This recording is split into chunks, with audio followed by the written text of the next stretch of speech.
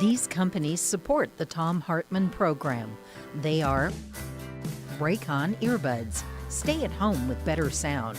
More info at raycon.com/Tom. Omega XL, which according to clinical research helps joints. More info at omegaxl.com/Tom. CB Distillery, CBD for sleeping. More info at cbdistillery.com, code TOM. The Clean Phone Pro, phone sanitizer and charger. More info at thenewdealshop.com. Keeps Hair Loss Treatment. More info at keeps.com/Tom. And Plexiderm Wrinkle Reducer. Real science, real results. More info at plexiderm.com, code TOM.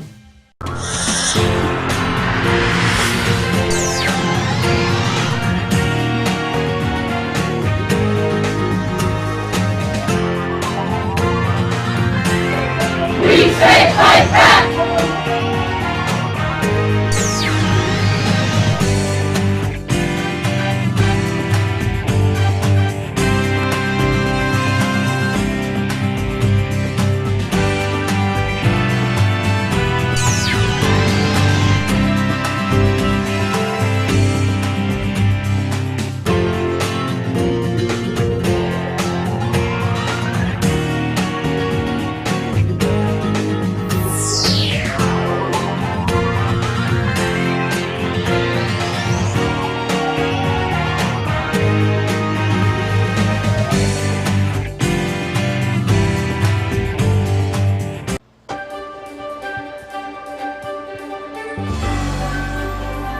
Our book club book for today is Talk Radio's America by Brian Rosenwald.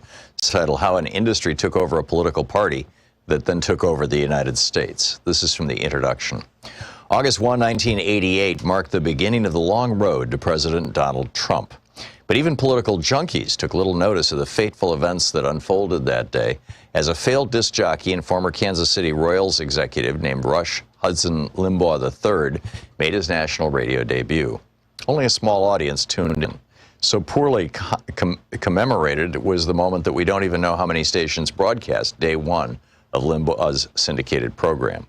Limbaugh claims the show began on 56 affiliates, while other counts range from 57 and 87. From the beginning, the show was brash, entertaining, controversial, and boundary-pushing. Before Limbaugh, this sort of programming did not exist outside major cities. In 1983, there were just 59 talk radio stations nationwide, and the program on many of those stations consisted of advice shows, staged interviews, and caller-driven discussions of everything from neighborhood schools to abominable snowmen. Most talk radio programming focused on local concerns, and most of the industry's stars, such as Larry King and Sally Jesse Raphael, had left-of-center views but rarely shared them. At the time of Limbaugh's national debut, talk radio had negligible political impact. In talk radio hotbeds such as Boston, hosts might influence local and statewide policy debates, especially on visceral issues such as seatbelt laws.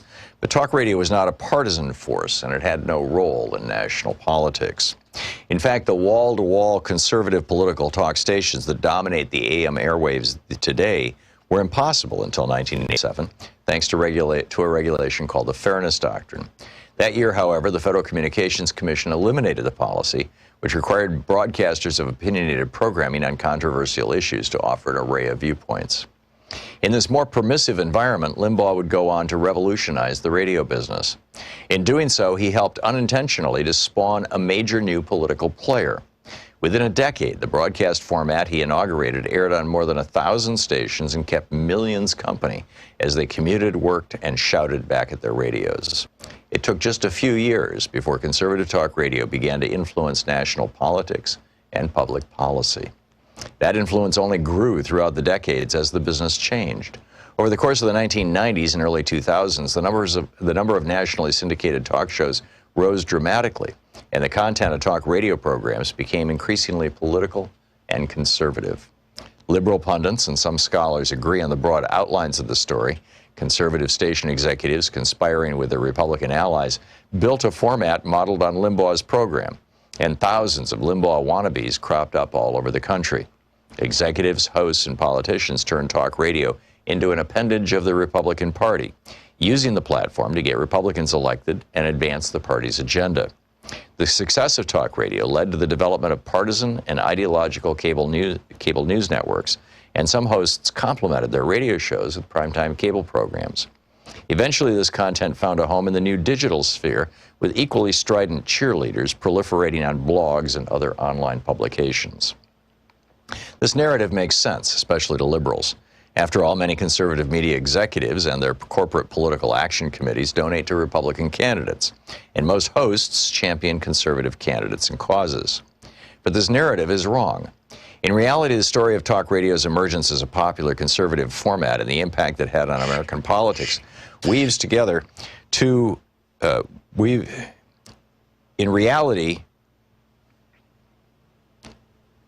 this narrative is wrong. In reality, the story of talk radio's emergence as a popular conservative format and the impact it had on American politics weaves together two distinct, complex tales.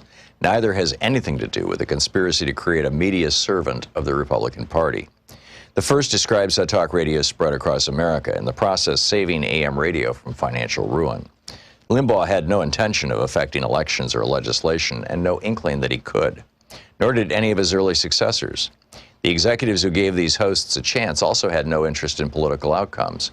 Hosts and their bosses were in business.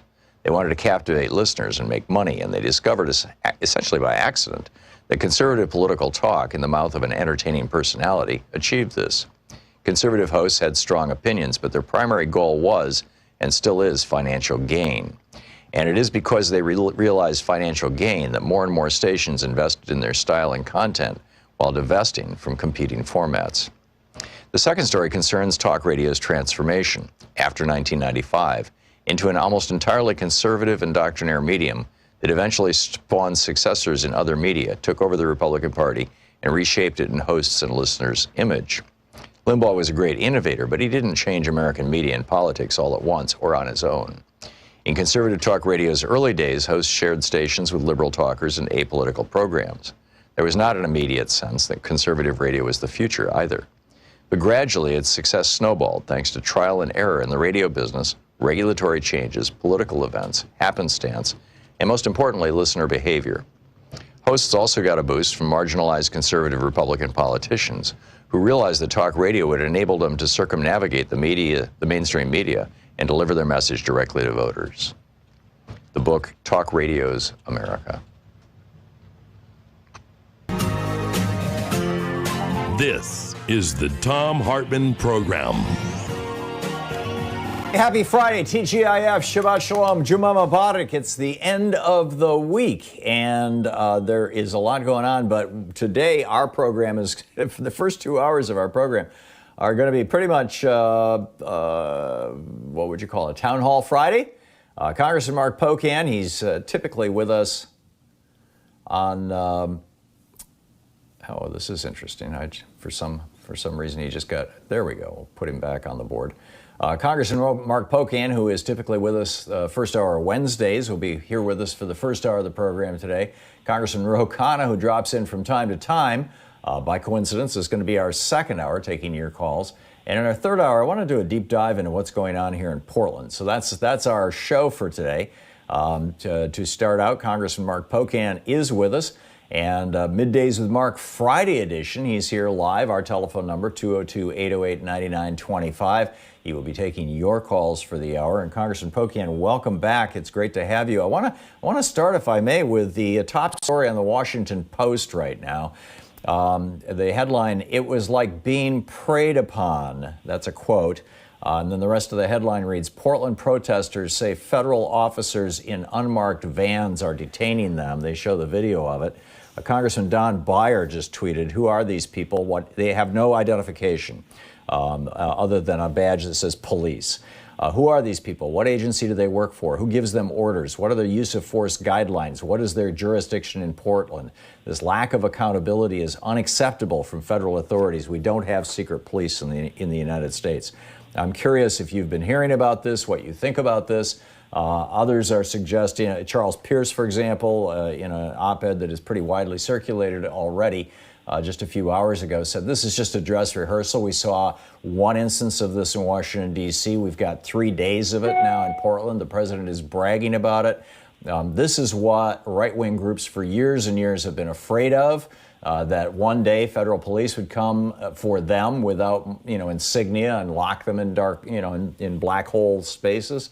What the hell is going on here, Congressman? Yeah, I'll tell you, I think as you saw from Congressman Beyer and all of us were trying to find out, this is exactly what we saw happen in some form in Lafayette Park, which is actually a pivotal moment that was a moment where Donald Trump's campaign started a downfall, because when he cleared out a park of peaceful protesters just so he could do a photo op to a church and then didn't know how to even hold a Bible, it really showed the hypocrisy of everything that Donald Trump stands for. And now seeing this in other places, I don't think it's going to go the way Donald Trump is hoping it goes. And this is what dictators do. This is not what presidents do. But he's big into distractions. We have to be very cognizant that we have a dangerous level of increasing COVID cases in the country, followed now by a dangerous amount of deaths because that lag is starting to catch up. We've got states that are doing everything wrong with numbers higher than our peak that we had before. And, I think often this president does authoritarian actions to take away from what's actually happening. And all of this is happening under the guise, Tom, that, we need to pass a bill for COVID relief like in the next week or two, because at the end of next week, the extended unemployment benefits, the additional money that we gave runs out, even though it's 7/31 was the date. That is on a Friday. 49 states run their UI from Saturday to Saturday. That means next week is the last week for the additional money. And then people are going to be in a hard place to be paying rent and paying for food. So there's a lot going on that Donald Trump wants to distract us on. I'm going to keep focused the best I can that we have to get another package to provide relief for people really quickly. But this is classic Donald Trump. Yeah. A week ago or so, there was a piece in the paper about, this whole secret police thing. If this is, this is so reminiscent of Pinochet in Chile, of really repressive governments all over the world. They knew that El-Sisi had taken over Egypt when police who were not wearing identification started arresting people in Tahrir Square. We've seen this in country after country after country. If this is the big and right now we're seeing that we just saw the federal courts are now accelerating the rate at which Donald Trump's tax returns may come out, and assuming there's something that's absolutely disastrous for him in there, like proof that he's owned by foreign oligarchs and he's been money laundering for years and years and committing federal crimes, as his niece has alleged, and it sets him up for prison, but even more importantly, it so completely destroys his credibility that it destroys his presidency. And this happens, and he's worried that this might happen in the next few months. Am I being hysterical here, thinking that he may try to flip us into full-blown police state to either distract us from that or to, or basically to say, okay, that's it, I'm pulling the plug. This is the end of democracy. This is what Viktor Orban did about 6 years ago in Hungary. Yeah, I think the comfort I could offer you, and this is just my opinion, is that Republicans in the Senate and the House won't let that happen if it gets that far, because right now they're already at risk of losing the Senate. I think it is that far, though. Here in Portland, it's that far right now. What I'm saying is I don't think this is going to be as widespread, and we will have backup. If it is, I think, from those very senators for their own self-interest, not for the public good, but for their own self-interest, won't let that happen. We're already watching it with the mask mandates. 36 states, including many Republican governors, have done mask mandates counter to what Donald Trump has been saying about masks, because they realize that the price is starting to be greater than they can afford to pay. So I do feel that there is some momentum right now on Donald Trump's downfall, and that, as we know, Republicans have been loyal to him only out of fear that he would send people after him. But once they see him as a liability, I think they'll be very willing to throw him under any bus that drives by. Well, let's hope so. I mean, so far we've got Mitt Romney in the Senate, and I'm waiting to see if he's, in fact, I was going to check his Twitter feed a minute ago, and I got distracted, as it were, but, let's hope. Let's pick up some phone calls here. You're here for the hour taking calls. It's Middays with Mark, Friday edition, live on the Thom Hartmann Program. Bruce in Boca Raton, Florida. You're on the air with Congressman Pocan. Hello, Congressman Pocan. I have a question for you. I know that, Medicare for All, comprehensive Medicare for All is a big issue, and it has so many other facets. But the second most important issue or a benefit of Medicare for All, it's not being discussed, is the job creation possibilities, reducing the cost of labor and manufacturing in our nation, making us more competitive around the world.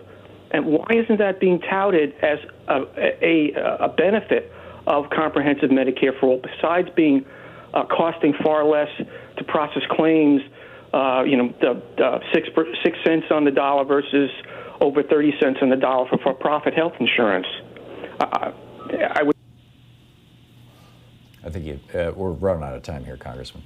Yeah, no problem. Bruce, that's something actually that Tom and I talk about, both as small business owners, the fact that if you take health care away from an employer-provided model, which is essentially what we have now, that would free up resources for pay increases, for hiring more people, for all sorts of things. So you're absolutely right. That is an additional benefit. I think right now what's front of mind for everyone and with COVID is just the fact that we're fighting to get testing, we're fighting to get health care, that you wouldn't have many of these problems if you had a Medicare for All system for many people. And I think that's why more people are waking up to it just from the health aspects. But I agree with what you're saying, Bruce. That's another strong point. Congressman Mark Pocan is with us for the hour, taking your calls. Middays with Mark, Friday edition, here on the Thom Hartmann Program. He is the co-chair of the Congressional Progressive Caucus. He represents the 2nd District of Wisconsin in the U.S. House of Representatives. Pocan, POCAN.house.gov is his website. And you can tweet him at Rep. Mark Pocan. We will be right back. This is the Thom Hartmann Program. More of your calls for Congressman Pocan right after this. Stick around. It's 15 minutes past the hour.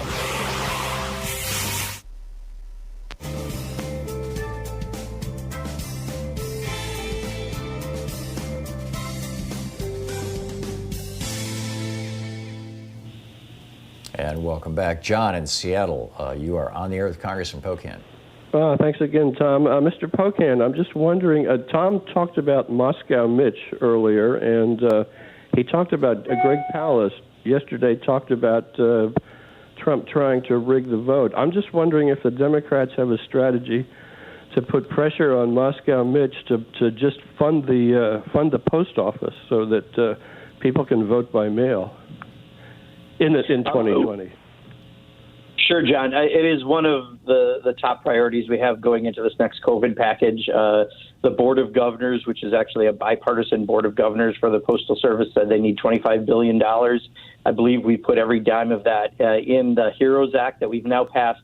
Believe it or not, Tom, 2 months ago, we've been waiting for the Senate Republicans to come to action on a COVID relief package. We have good reason to believe they are going to come to the table. It's just a matter of the amounts right now.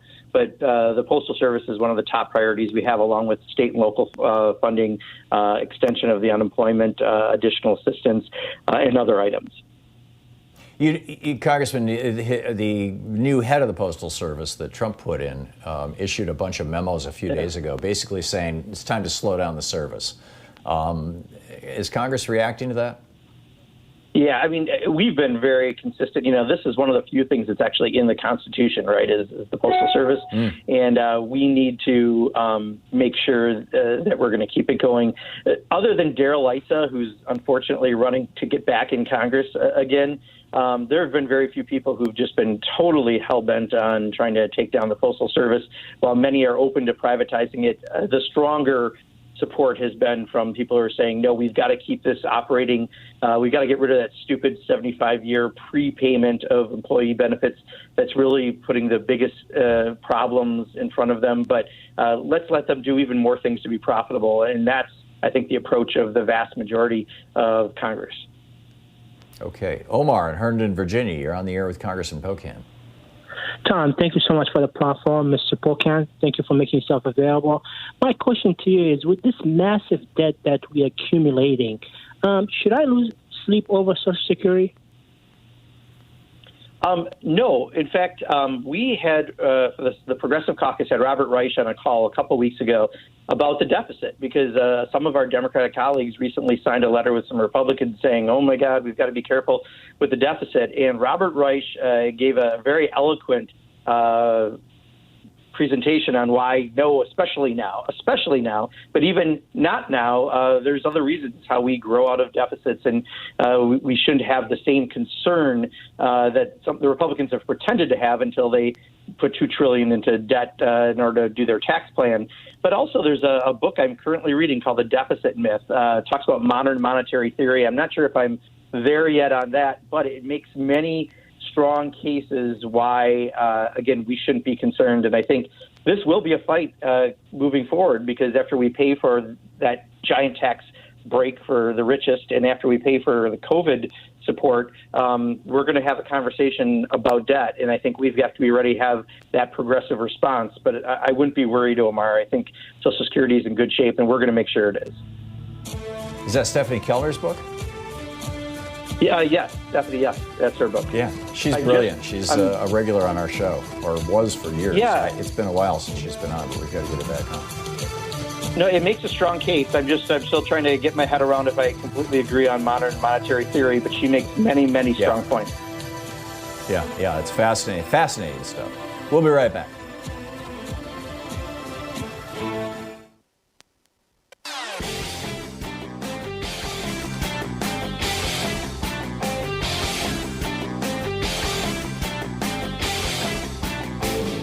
Our 1 hour free podcast recaps our show, and it's available wherever fine podcasts are found. And we have the full 3 hour podcast available over at thomhartmann.com if you want to really support our program. So in our latest video for supporters of our program over at thomhartmann.com, you'll find a riff about a fellow named Errol Graham. He's a 57-year-old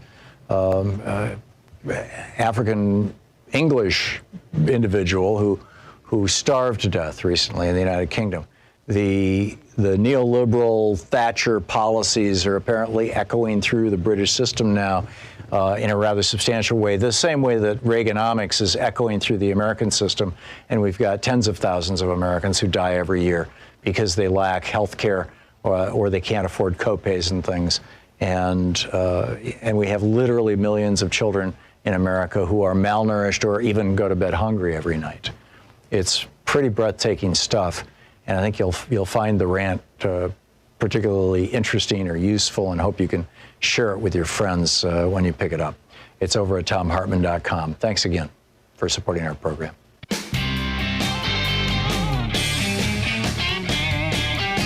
And welcome back. We're back with Congressman Mark Pocan, taking your calls for the hour. It's Middays with Mark Friday edition. And Jeremiah in Coalport, Pennsylvania. You are on the air with Congressman Pocan. Hey, Tom, Congressman. I work in social services, and we bill our services through Medicaid. Years ago, I noticed that the people with whom we work started getting private for-profit insurance cards. And over the years, they've started getting co-pays, and some medications are no longer being covered. And this one guy with whom I work now has to pay out of pocket for this one medication. So my couple questions: when and how did all this come about, and how has this affected coverage for people? And what can we do about it? Yeah, Jeremiah, I don't have enough specifics at the top of my head to give you on that, so I would have to get back to you on that. So I really just am not in a good position to give you a good, solid answer on that. Okay, Mark in San Francisco, you're on the air with Congressman Pocan. Yeah, Tom and Congressman, I have a concern about Social Security. Trump keeps running an ad saying he wants to cut the payroll tax cut and for Social Security, and I wish the Democrats would say he's trying to defund Social Security, one, and I have a fear that it's going to be used to negotiate a deal with him. Can you address my concerns? Yeah. So first of all, I mean, we've already taken stances that we're going to maintain Social Security. And in fact, John Larson has a bill that I believe has 200 Democratic sponsors to expand Social Security. So really, the position is quite different than the Republicans and Donald Trump.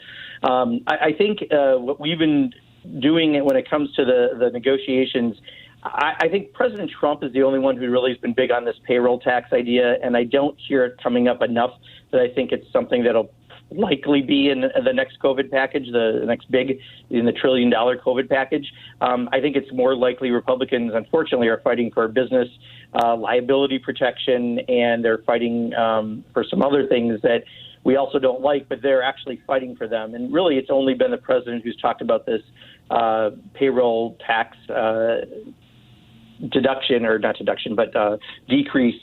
So I'm not sure if it'll be in the next package, but it doesn't seem like it from the discussions that are happening between the House and the Senate right now.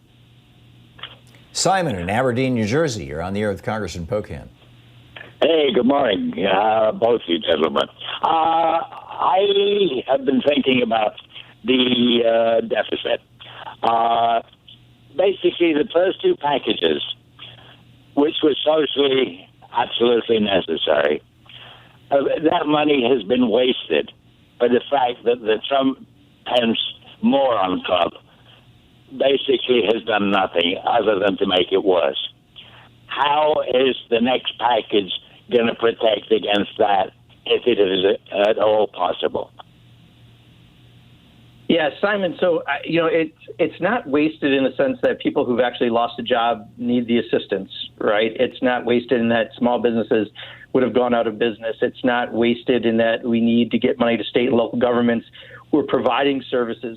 The waste was created by the bad policy and having no national plan. I agree with that point, but I don't think the dollars are wasted because we still need them to cover the very things I just talked about, because the White House has had no plan and has put us in a place that we now have, the number of deaths that we have and the number of cases that we have. So you're absolutely right.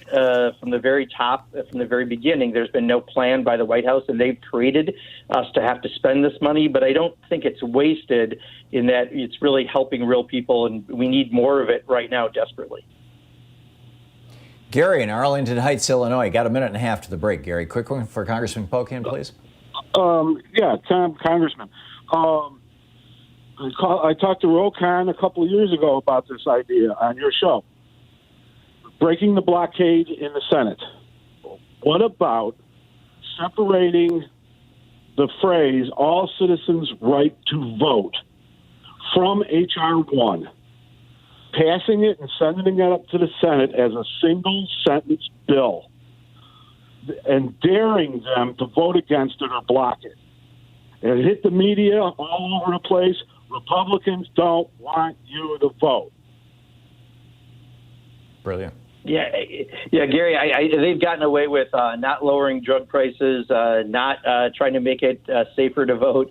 Go down the list of bills that we've passed. I don't think they care. I think they're pretty shameless, and right now they're hackery when it comes to Donald Trump. So I know what you're saying. You'd think it would be a simple concept, but I don't know if it would have the impact that you're hoping, because they seem to be willing to not vote on any of these measures that would be strong, publicly supported measures. I mean, that prescription drug one alone, it's like 89% or something crazy that supports that, and they're fine with sitting on it as long as the special interests are happy. The single cardinal characteristic of sociopathy is a lack of shame, the inability to feel shame. And you said they're shameless. It's amazing. And that's where they're at. Yeah, that's definitely where they're at. We will be back with your calls for Congressman Mark Pocan. It's Middays with Mark, Friday edition here on the Thom Hartmann Program. Stick around. You're listening to the Thom Hartmann Program. Call 202-808-9925. Congressman Pocan is the co-chair of the Congressional Progressive Caucus, the big cheese progressive in Washington, D.C., taking your calls for the hour.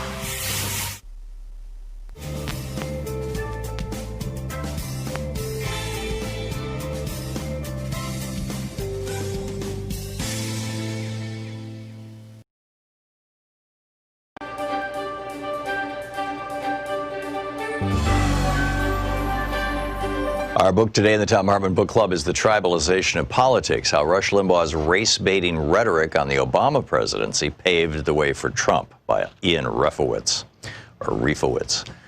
Donald Trump owns, this is from the first chapter, Donald Trump owns conservative media 100% lock, stock, and barrel. Full of bluster and bombast, Trump uses modern media tools like Twitter to directly blast the nation with his unfiltered, uninformed, and uncivil messages at full volume. To those outside the conservative media bubble, it may seem as though Trump is the entire ballgame. Sure, Fox News is a presence, but the news channel has reconstituted itself these days as state media, singular in purpose, to prop up Trump's candidacy. Whatever the, quote, conservative message might be these days, it doesn't exist without Trump. It's Trump who sets the agenda. It is Trump who determines the message, and it is Trump who decides who best can sell it. 10 out of 10 times, it's Trump. Thus, in this world of Trump, Trump, Trump, and more Trump, it is easy for the uninitiated to forget that in addition to the president's Twitter account, conservatives have built a massive media machine to promote a message that is often at odds with reality and the American mainstream. Forged in the aftermath of Barry Goldwater's 1964 landslide loss, this massive network of conservative TV, radio, print, and online outlets have allowed them to build an alternative reality so powerful and convincing that entire swaths of the country are held in thrall. A Pew study in 2017 found that 40% of Trump voters relied on Fox News as their main source of news. Meanwhile, only 3% of Hillary Clinton voters relied on any cable news channel as their primary source of information. Conservative websites like the Daily Caller and Breitbart reach millions. Social media like Facebook and Twitter is awash in conservative voices, further amplified by Russian bots. And the dark web has given voice to the darkest fringes of the conservative world, from white supremacists to conspiracy theorists like the QAnon crew, convinced of a deep state conspiracy against Trump, fueled by child sex traffickers like Hillary Clinton. But nothing reaches more conservative voices than AM radio. Once the province of music stations, the emergence of FM radio led to a mass migration to the higher quality band that left AM radio in severe decline. Talk radio didn't require that same level of quality audio, and station operators embraced the format. The elimination of the Fairness Doctrine in 1987 made it possible for conservatives to take over the dial without concern that political balance was required. And in 1988, a certain Rush Limbaugh launched his nationally syndicated show.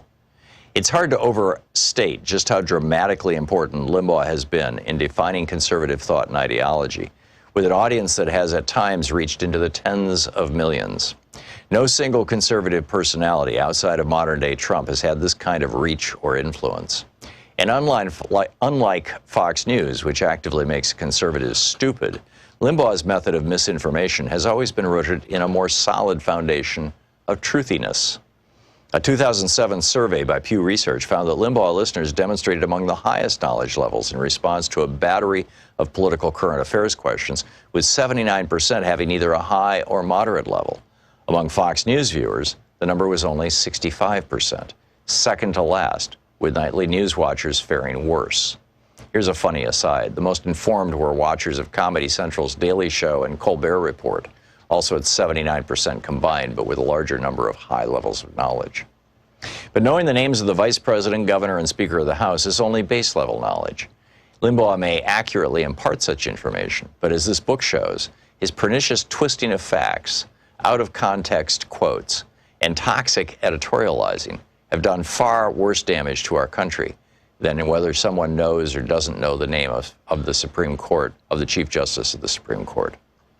If you are anything like me, the sheer amount of misinformation stated by Rush Limbaugh in the pages ahead will shock and anger you deeply. Not just about how Limbaugh twisted the truth. As Ian notes early on, Limbaugh launched his coverage of the Obama presidency with four simple words: I hope he fails. With that goal in mind, nothing would stop Limbaugh from spending the next years reinforcing the narrative of failure. The truth never stood a chance. What makes this so infuriating is that Limbaugh decided that lies and policy differences weren't enough to make Obama a failure. Instead, he had to other him, turning white America against him. And he did that with pure, unfiltered, unadulterated racism. I was shocked when Ian first told me about this project. He's literally going to go through 8 years of Rush Limbaugh transcripts. I was shocked again when he told me he was finished. He actually read 8 years of Rush Limbaugh transcripts. But that was nothing like the jolt from seeing the result of that thankless labor. His comprehensive transcribing of Limbaugh's hate, always in full context. What these pages show are the words of a white supremacist. And you'll find yourself, like me, wondering how the hell he has gotten away with talking like a KKK Grand Dragon in modern-day America. There's nothing subtle about what you're about to read. For example, when Barack Obama talked about the disparities in policing between white and black Americans, as objective and uncontroversial an observation as possible, Limbaugh happily ranted about the president carrying out, quote, a purposeful effort here to divide people in this country along racial lines, end quote. Pointing out racism to conservatives is always worse than the actual racism itself. The book, The Tribalization of Politics by Ian Refowitz. On the science revolution this week, can Americans stop the Republican Party and their billionaire buddies before another 100,000 Americans die from COVID-19? Dr. Michael Mann is here, and I'm asking him about the new climate models that are projecting even more extreme warming. Are they correct? Remington Gregg, the Council for Public Citizen, joins me on how the coronavirus continues to spread, yet there are no enforceable health standards coming out of this administration. Also, Chloe Waterman with Friends of the Earth drops by on how we stop meatpacking plants from killing us. Find The Science Revolution wherever fine podcasts are available.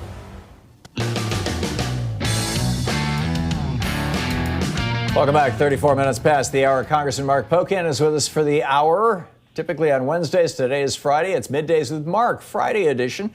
And Linda in Coconut Creek, Florida, you are on the air with Congressman Pocan. Well, thank you, Tom, and thank you, Congressman, for coming on the show and informing us. I am a newly retired postal employee. Yay!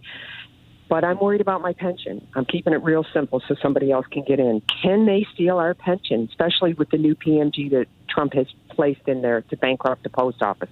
Will we still keep our pensions? And thank you for your service. Yeah, Linda, I don't think Donald Trump will be able to, because we have the House of Representatives and we're not going to let him steal your pension. If we weren't there, I wouldn't be saying that. And we have some other pension legislation that we did include in the HEROES Act. Whether or not that'll move forward in the next COVID bill, it'll all depend on the House Republicans. But I think you should be safe because Nancy Pelosi is still Speaker. Greg in Turners Fall, Massachusetts. You're on the air with Congressman Pocan. Yeah, Representative, I was just curious. In Massachusetts coming up in September 1st, there's a race between a progressive champion, Ed Markey, who co-authored the Green New Deal, and Joe Kennedy. And I understand you've endorsed Joe Kennedy instead of the progressive champion, Ed Markey, in that race. Joe Kennedy just came around a single-payer Medicare for all, I believe, last year, finally kicking and screaming. Maybe not Medicare for all, but single-payer. I'm just curious why you wouldn't be supporting the progressive champion, Ed Markey, in that race. Sure, Greg. Well, first of all, they're both progressive champions. If you look at the various ratings that they have, there's a 2-point difference in their voting record. So to say one is progressive and one isn't would not be a correct statement. So they're both progressives. I think Joe really represents more of the future. I think he's done a great work in the House. I came in with him in my class, and I've watched him do amazing things. And you know, honestly, I'm one of the people who I think if you've got 44 years in the House and Senate, you should have a pretty substantive amount of things to show that you've passed and that you've done.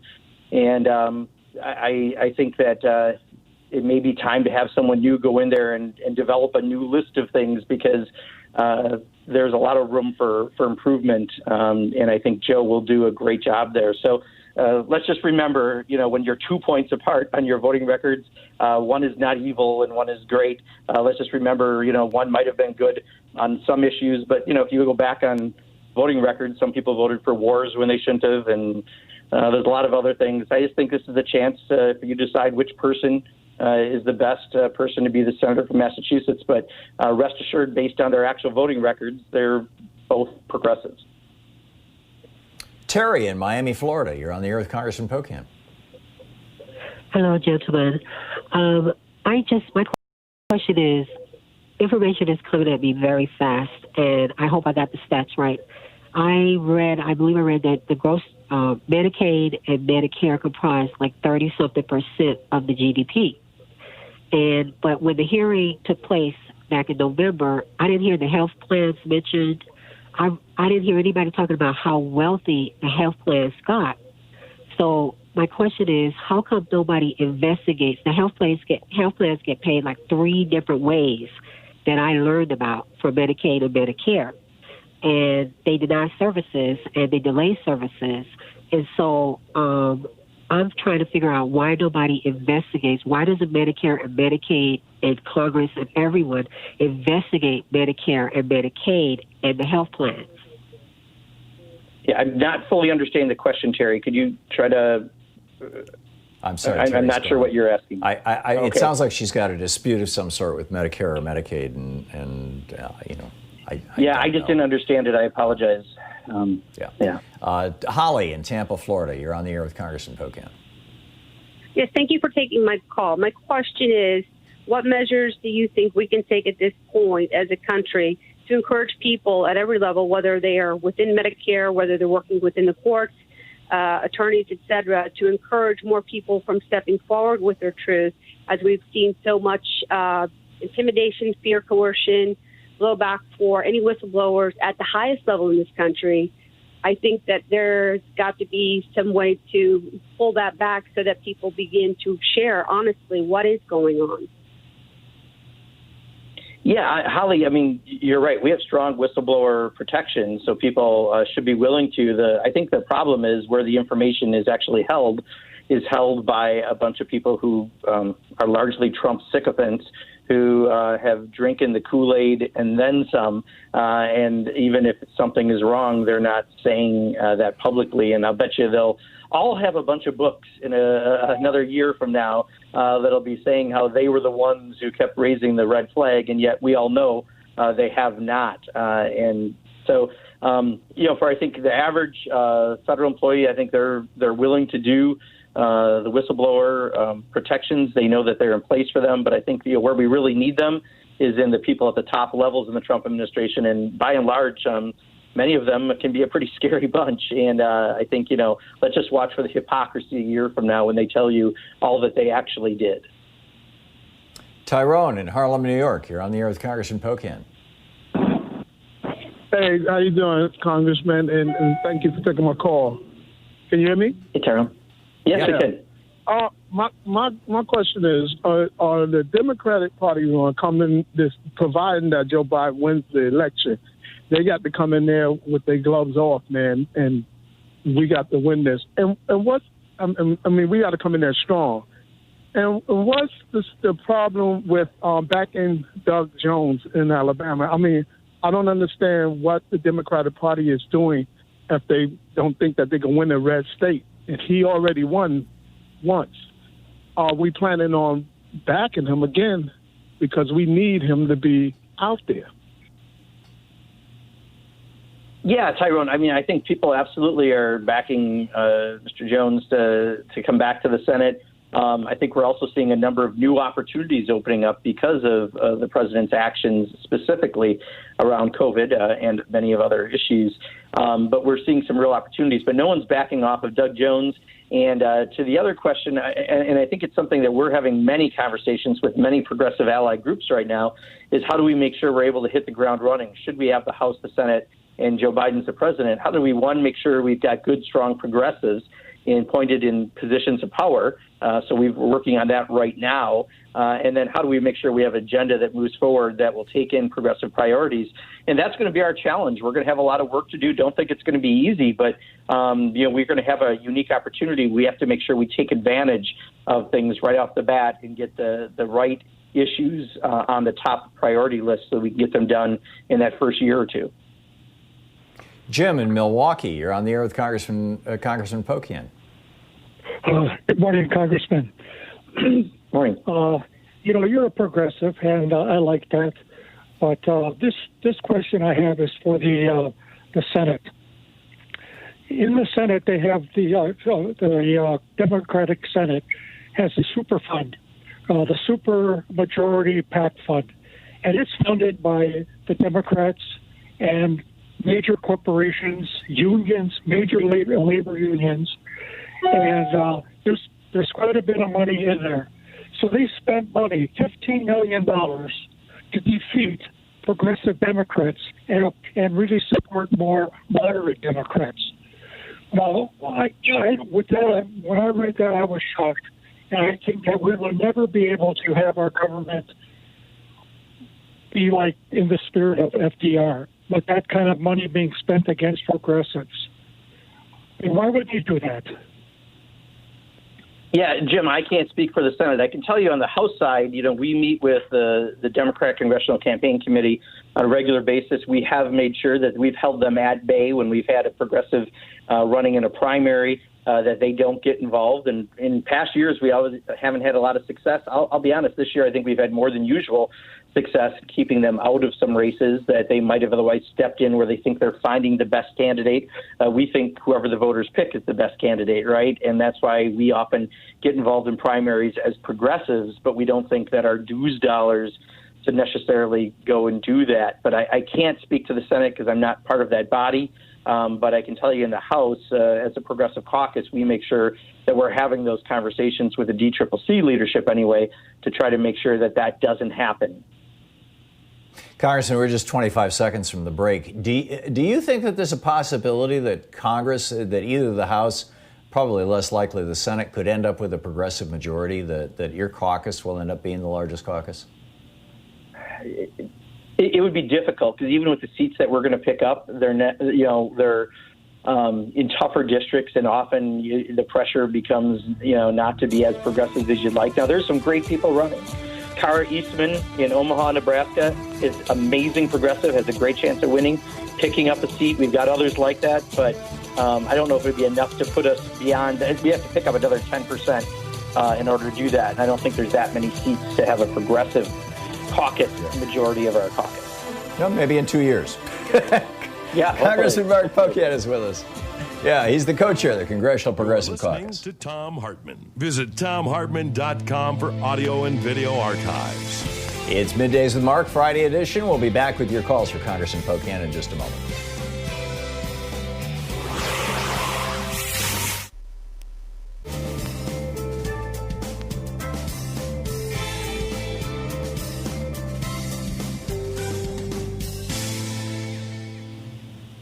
And welcome back. Chris in Seattle, you're on the air with Congressman Pocan. Hi, Tom and Congressman Pocan. Thank you very much for all the work that you do. You inspire people like me every day. And I state that right now because I happen to spend a lot of my time dealing with folks on Facebook and trying to put progressive messages out there to only have them sort of nip at the heels and really, I'm wondering how we're going to be able to put the hate sort of back in the cave, if you know what I mean. And my follow-up, if I could have one, would be, how do you keep positive in the work that you do every day in the face of all that? Yeah, Chris, thank you. You're right. There's a lot of toxicity out there, especially with Donald Trump's hateful demeanor and spirit that has made people out there. I read my comments often on social media, and some of these people are very interesting. And if you read Ilhan Omar's comments, sometimes you'll really see the hate come out. People are just so afraid of a strong woman of color that it's amazing watching what she has to endure. But people agree with us on the issues. That's the thing. At the end of the day, people agree with progressives on virtually all of the major issues. So we just have to keep talking about them, know that there's always going to be people who are going to shoot at them because it might affect their current privilege they have in society, so they don't want to give it up. But we have the vast majority of people within our issues. And how I stay positive, honestly, is because of people like the person who probably represents you in Seattle, Pramila Jayapal, having great colleagues like Pocan and Ro Khanna, who's going to be on next. Knowing that we're getting some progress and some victories is huge. And, as long as you can see the ball moving forward a little, that really helps. And you just got to get up the next day and move it forward a little more and a little more. And, think about Medicare for All. Just a few years ago, it was a remote idea, and now it's got majority support in this country. Now we just have to actualize it. That's how I keep positive. Gustavo in Santa Barbara, you're on the air with Congressman Pocan. Yes, well, thank you for taking my call and for everything that you guys do. Congressman, I was just wondering if you can tell me, why do you think that we still need the Electoral College, and can we get rid of it, and will that be beneficial to us? Thank you. Yeah, so Gustavo, I think it's long overdue to have this conversation. I think when you say beneficial to us, I think you mean the country as a whole, because I think it probably is an idea that does not work in the way it was originally intended and how the country, when it was created, when it was in place. And this is a serious debate that we need to have. And when people can get the majority of the vote but not win an election because of the Electoral College, and it's happened twice in recent history, that's a severe problem, and we have to have that debate. So I personally think it's time to get rid of it.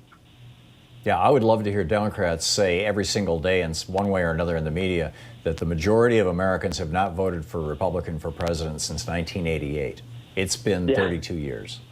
I mean, literally. And that I think everyone should agree with. Whoever gets the most votes should win, period. Yeah. Well, except the Republicans don't agree with that tragically. But yeah, I get it. Absolutely. They should. Yeah. Congressman Mark Pocan taking your calls here on the Thom Hartmann Program. It's Middays of Mark Friday edition. He's the co-chair of the Congressional Progressive Caucus. His website, pocan.house.gov. You can tweet him at Rep. Mark Pocan. We'll be right back.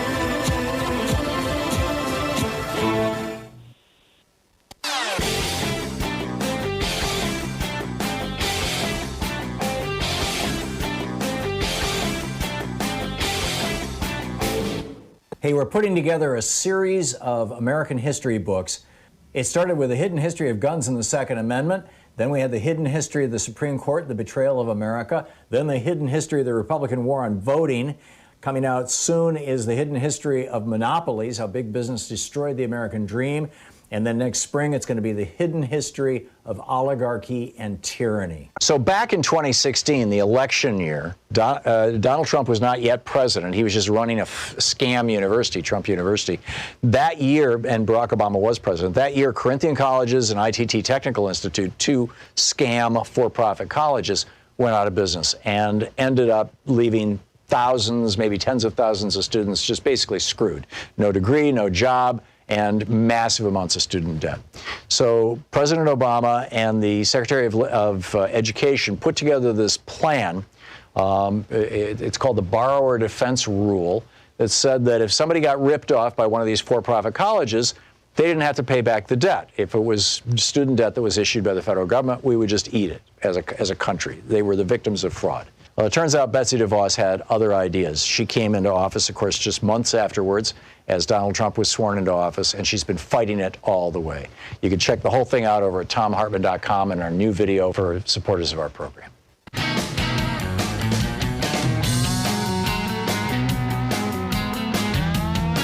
And welcome back. Congressman Mark Pocan taking your calls, for the hour. And let's see here, Robert in Baltimore, Maryland. Hey, Robert, you're on the air with Congressman Pocan. Hello, Tom. Congressman Pocan. Has the DNC increased its resources to elect Democrats to state legislatures? The 2010 elections, the 2020 elections will determine how the House districts will be redrawn.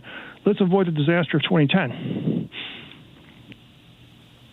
Yeah, I can't speak to the DNC because that's the Democratic Party that's separate than anything congressional. However, I spent 14 years in the legislature before coming to Congress, and I think it's the DLCT.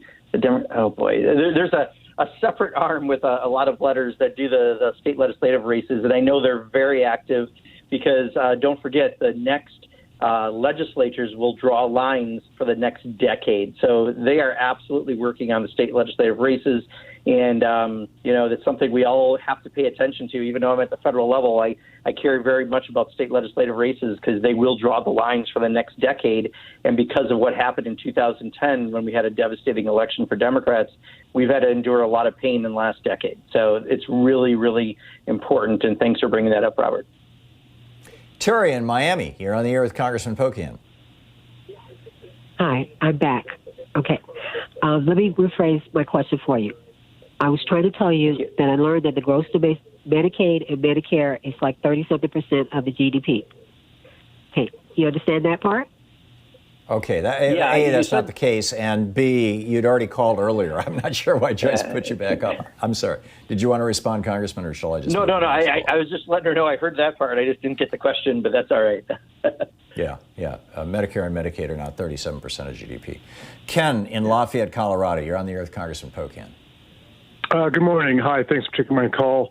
Yes, Congressman Pocan, a question and I guess also a plea if for the Democrats is Donald Trump has made his bigotry and racism very clear and apparent, and I'd like to ask you guys to call out, for example, his senior advisor Stephen Miller, and try to I don't know, quell what is coming out of the White House, if that's possible at all.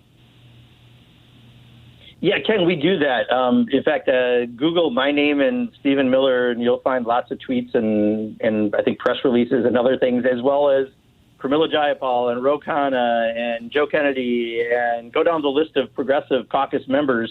We're all very outspoken. I mean, Stephen Miller clearly is leading many of these nationalistic sort of viewpoints. And Donald Trump, of course, is fine because we know that he's a racist, but he certainly is enabled by the Stephen Millers of the world. But it's done that, been there. And I think the most important thing we can keep focus on, though, Ken, is not on someone like Stephen Miller, but on Donald Trump, because Donald Trump's name is on the ballot. Miller's is not. And that's what we've got to do in the next 100 or so days. Tariq in Tucker, Georgia, you're on the air with Congressman Pocan. Hey, Congressman Pocan. I just want to thank you for your service around what you do with Medicare for All. But I have one question in two parts. There's a lot changing. We have a pandemic. We have social justice happen. We have an academic crisis happening also with a coming housing crisis. And so with Medicare for All, do you see Medicare for All being voted on and passing in the time that we had? Joyanne Reed, who was an opponent to Medicare for All during the 2020 primary, is now for, and she now has a prime time spot. So my question is it now the time to get Medicare for All passed? And the second part to the question is part of that strategy in getting Medicare for All passed, is that also going to Nancy Pelosi, who's the leader? We have to remember that Democrats have the House. She has not even allowed a vote on Medicare for All. And so is that part of the strategy in getting what we need, Medicare for All, passed during a pandemic when people are losing their health care? Thank you. Thank you, Tariq. We have 45 seconds, by the way. Yeah, you bring up a great point. The COVID crisis has certainly made the case for Medicare for All, and Joy Reid and others are now moving that way. But we still have work to do. We still don't have enough votes to have a majority for it. So we need to keep building that support. I think this crisis has shown us all the more why it's essential to have Medicare for All. But we need to continue building that support into the Biden administration. And we need to build enough support in Congress that we have enough sponsors to show the votes are there in Congress. We're not there yet, Tariq, but I agree with you. There has been serious momentum in the last year. Do you think that if Biden gets elected and we take the House and Senate, that this will be at the top of the agenda? I heard Bernie Sanders answer this question, and he said, they've already agreed through the task force to lower the age, access Medicare, and some other things. So there's some steps getting there, but we need still to build the popular support for it and to show that popular support. We know that by polling it's there, but we need to get that to the elected officials so we have a majority of them. Totally understand. Congressman Pocan, thanks so much for dropping by. Absolutely. Thanks so much, and say hi to Ro for me. I will. Okay, great talking with you. We'll be right back. Thank you. Thank you. You're listening to Thom Hartmann.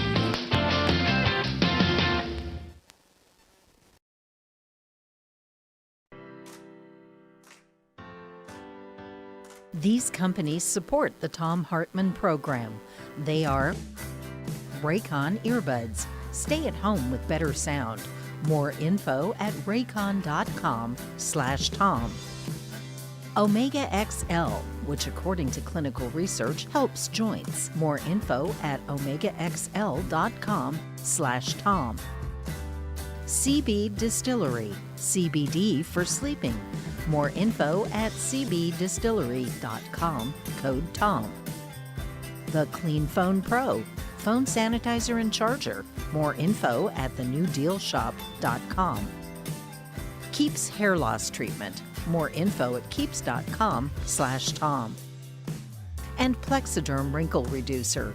Real science, real results. More info at plexiderm.com, code TOM.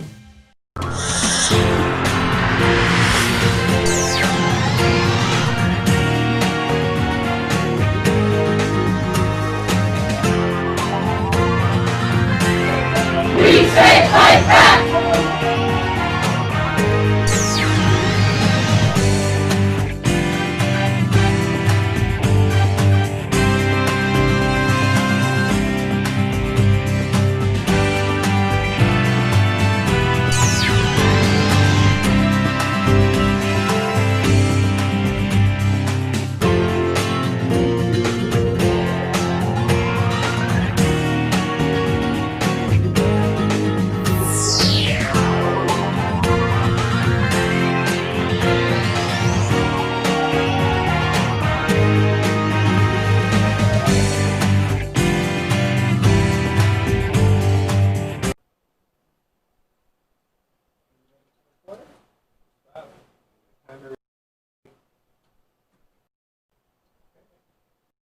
Must we do? Gar is an economist, by the way, and this is from the introduction. I borrowed my title, What Then Must We Do, from Tolstoy and the profoundly disturbing 1886 book that he wrote once he began to dig below the surface of what was happening in late 19th century Russia, a time when the system was in decay, the aristocracy enjoyed extraordinary luxury, and the peasants endured lives of hunger and pain. As a person of privilege, he began to understand something deeper about his time in history. Tolstoy wrote, I sit on a man's back, choking him and making him carry me, and yet assure myself and others that I am very sorry for him and wish to ease his lot by all means possible, except by getting off his back. Most of us do not literally sit on men's backs, making them carry us. We do, however, often uneasily look the other way, satisfying ourselves with modest changes that reassure us that all is well, while millions are in despair. We've done the best we can do, we might say, given the realities. Still, many sense, as did Tolstoy, that to actually do something serious would require us to confront much deeper problems than we are commonly willing to do. What then must we do is not shouted in the streets, but it is a question that more and more Americans, young and old, liberal, radical, and conservative, are quietly beginning to ask themselves in much more penetrating ways. So let us begin. My starting point is the obvious fact that despite its great wealth, the United States faces today enormous difficulties, with no easily discernible political answers that even begin to offer strategic handholds on a truly democratic future. Elections occur and major fiscal debates ensue, but many of the most pressing problems facing ordinary citizens are only marginally affected, and in many cases in ways that increase burdens, not reduce them. The issue is not simply that our situation is worrisome, however. It is that there are growing reasons to believe that we in fact face systemic problems, not simply political ones. Systemic problems in the fundamental, not the superficial sense. In the pages ahead, I will suggest that our nation's truly critical problems are built into the very structure of the economic and political system. They are not something passing in the night that will go away even when we elect forward-looking thinkers and actively pressure them to move in a different direction. I won't load you down with statistics at this point. A couple of obvious reminders, however. Not only has the economy been stagnating for a long time, but for the average person and the average family, things have been bad for a very long time. Real wages for 80% of Americans' workers, for example, have not gone up more than a trivial amount for the last 3 decades. At the same time, income for the top 1% has jumped from nearly 10% of all income to roughly 20% of all income. Put another way, virtually all of the gains of the entire economic system have gone to the tiny, tiny group at the top for at least 3 decades. Worth pausing to think about that one. What's going on when virtually all the gains for the entire economic system go to the top? I'm not interested here in criticizing those at the top. The question is, we can do that later, the question is, what is going on with the system when this kind of thing happens and continues to happen in an ongoing way year after year, decade after decade? Another reminder, almost 50 million Americans live in officially defined poverty. The rate is higher, not lower, than in the late 1960s, another disturbing trend marker.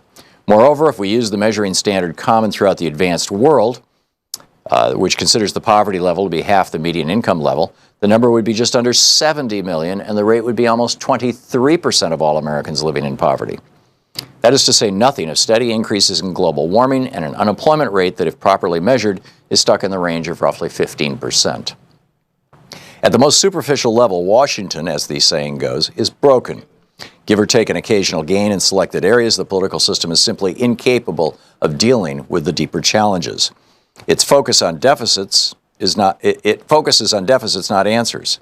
Long trends that don't change are a clear signal that it's not simply the modern period of partisan bickering and congressional stalemate that is causing the problems. The trends are moving steadily downward. We're moving steadily downward long before the Tea Party and the recent partisan foolishness, long before the Citizens United Supreme Court decision allowed corporations to put big money directly into politics, and long before many events that have heralded as tipping points one kind or another. Nor are people stupid.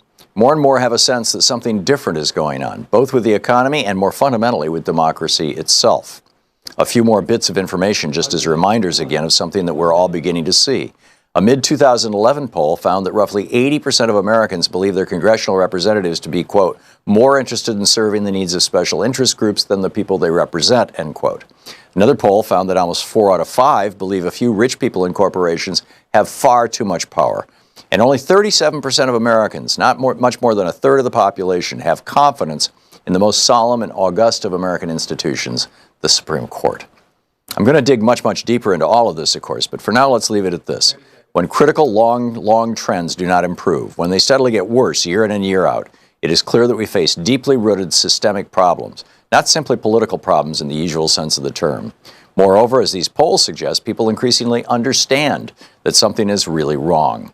The question is, how do we deal with a systemic crisis, something built into the way the political economy works, rather than just a simple political or economic crisis? Garo Pervitz, what then must we do?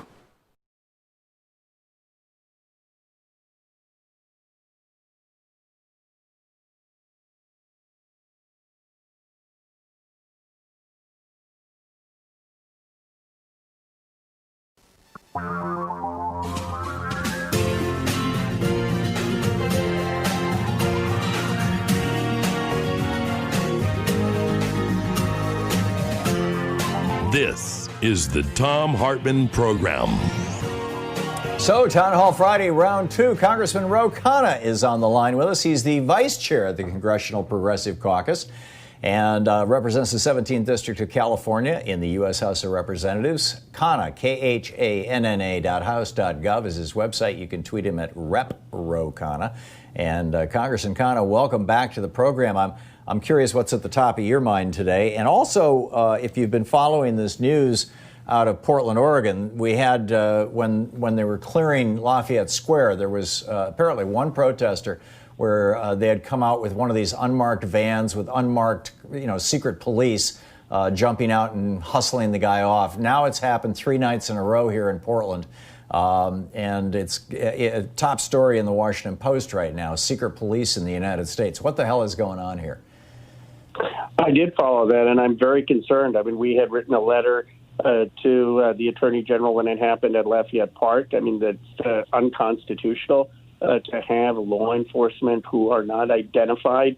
And, of course, it's unconstitutional to be using the military for domestic purposes. And so the reality here is that we need answers, and we're going to be, again, with the Speaker demanding answers about who these law enforcement officials are, where their authority is coming from, as Barr or Trump ordered them, and it seems to me blatantly unconstitutional to not be identified. The other thing that we've got going on in Congress next week is the defense appropriations, and Mark Pocan and I are leading the effort to not go along with Trump's extraordinary budget increase. It's $140 billion more than when Obama left it, and we're proposing a 10% of that money instead going to job creation and going to dealing with the coronavirus pandemic. Cool. By the way, speaking of Congressman Pocan, he was just on and he asked me to say hi to you. Well, perfect. We're doing an Instagram Live soon, so I think on Monday, but he's great. His leadership has been phenomenal. Yeah, he's a good guy. Okay, so let's pick up some phone calls here. Congressman Khanna is with us for the hour. Our number 202-808-9925 for your calls. And Terry in Ventura, California, you're on the air with Congressman Khanna. Hi, thank you both for what you do.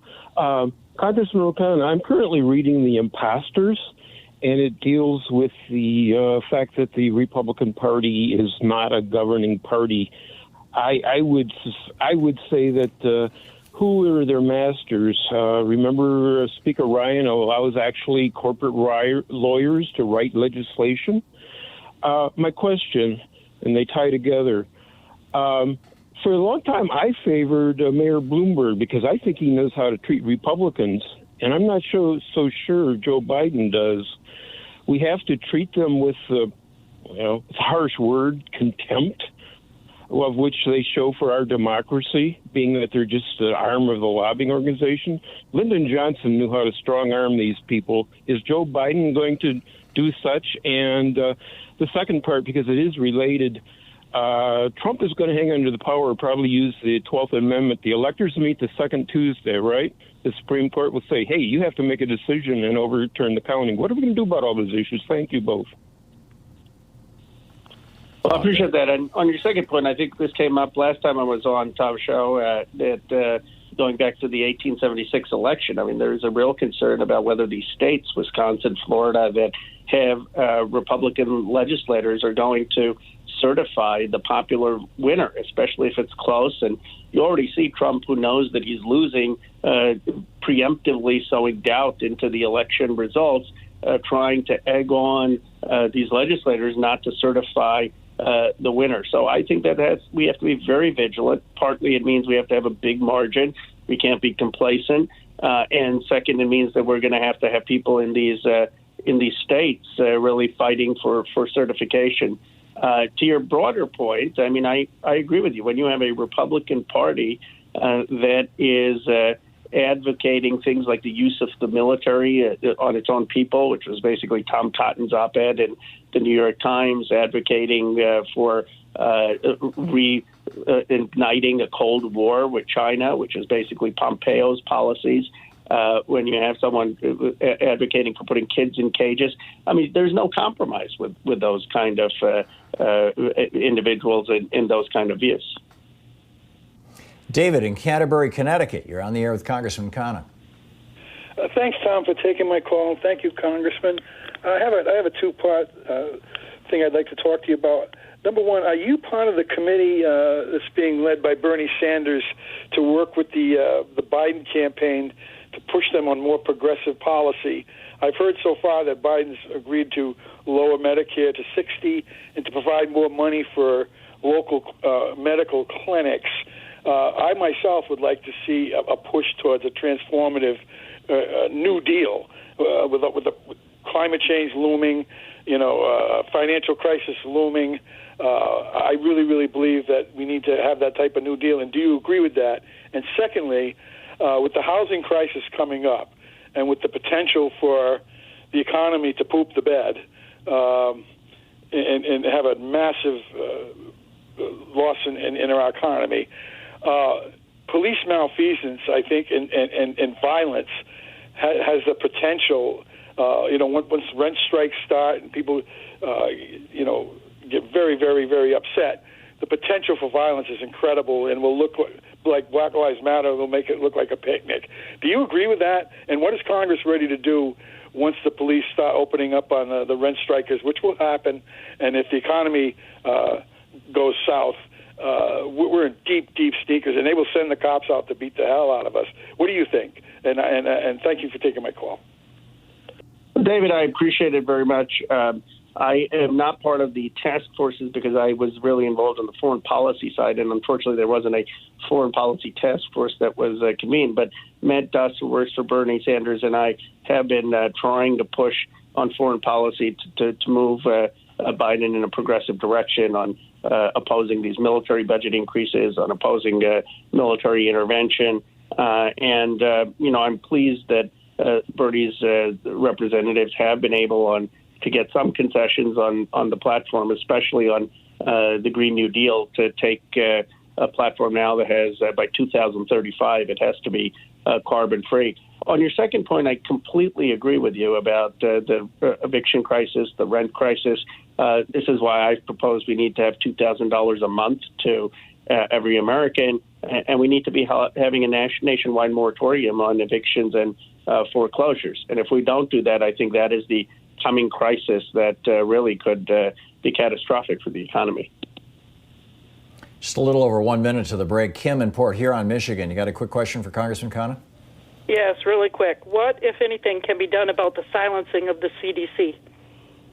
That's it. Yeah, it's a great question. I mean, it's appalling what the administration has done, which is to bypass the CDC in data. I mean, I imagine you follow that they've told hospitals, don't send your data to the CDC, send it to a different agency. And I said hospitals should still be sending their information to the CDC. It's the one place that has the scientific expertise. And frankly, if Trump had just listened to the CDC and told everyone to wear masks, a lot of this could have been avoided. I mean, basically, we had to all wear masks, and we shouldn't have opened up indoor bars. And had we done those two things, he could have probably had the economy moving. He could have probably opened up schools, and we would have had far fewer deaths. But it's just obstinacy. A quick digression. I read somewhere that in 1918, when the Spanish flu happened, they had anti-masking clubs back then.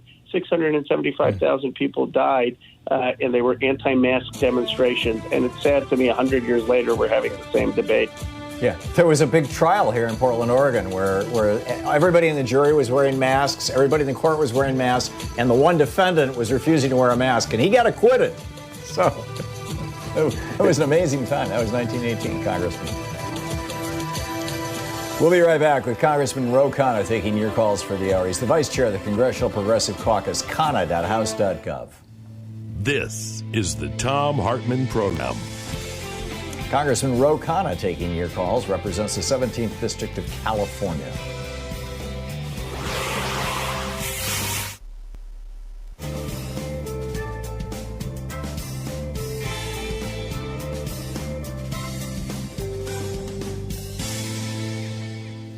And welcome back. Anthony in Madison, Wisconsin. You're on the air with Congressman Khanna. Thank you, Tom and Congressman, for taking my call. Congressman, you're a co-sponsor of H.R. 40, the reparations legislation. The legislation, as it's currently written, would give reparations to new immigrants from Africa and the Caribbean. Do you support changes to that legislation so that the only people who can get reparations are the descendants of American slavery? And then relatedly, would you support legislation making the descendants of slavery an ethnicity, kind of how Hispanics have their own ethnicity? Thank you. So my understanding, and I could go back and reread H.R. 40, which is, of course, based on the original promise that every slave and their family would get 40 acres and 2 mules. And it was a broken promise that was made during Reconstruction, but never was fulfilled. My understanding is it calls for a commission to study the issue and to make recommendations. And I don't think it has a definition that is inclusive of immigrants or not. I think the whole point is that would be studied by the commission. And I certainly think that the the communities that should be targeted for reparations are the ones that either suffered through slavery or Jim Crow and discrimination. And my guess is that if you target those communities, yes, a lot of them will be descendants of slaves, but some of them may be more recent immigrants. The point is that there's been not just the 246 years of slavery, but also 100 years of Jim Crow. Joe in Cupertino, California. You're on the air with your congressman, I believe. Congressman, real quick here, because I know there's a lot going on, but I just can't believe that Dianne Feinstein would vote with 44 Republicans, 14 Democrats to continue this under these conditions. I'm talking about the authorization for war. I know that's been a big issue for you, and it's been a big issue for me, but to have our own senator vote with the Republicans on this at this juncture with this president, I think I'm praying that this is her last term, but what are we going to do to replace her? Because if we wait, it's just the same thing as Biden's going to continue the same thing, too. What do you think, sir?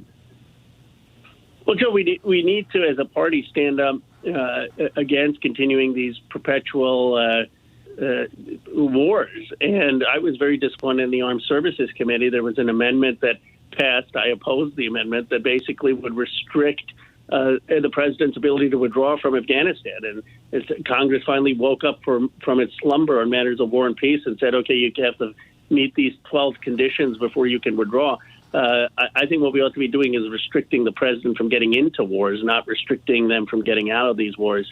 So, Barbara Lee, there's some great voices, and we just have to be more vigilant of continuing to push for restraint in military interventions and work to build that coalition.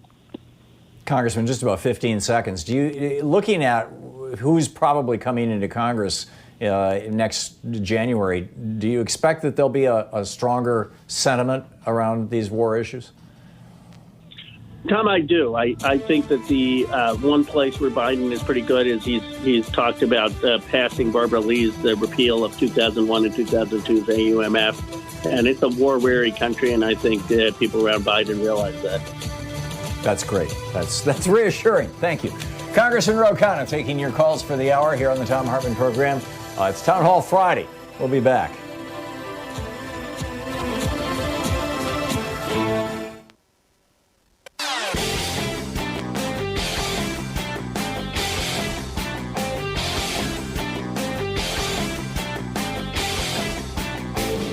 Our 1 hour free podcast recaps our show, and it's available wherever fine podcasts are found. And we have the full 3 hour podcast available over at thomhartmann.com if you want to really support our program.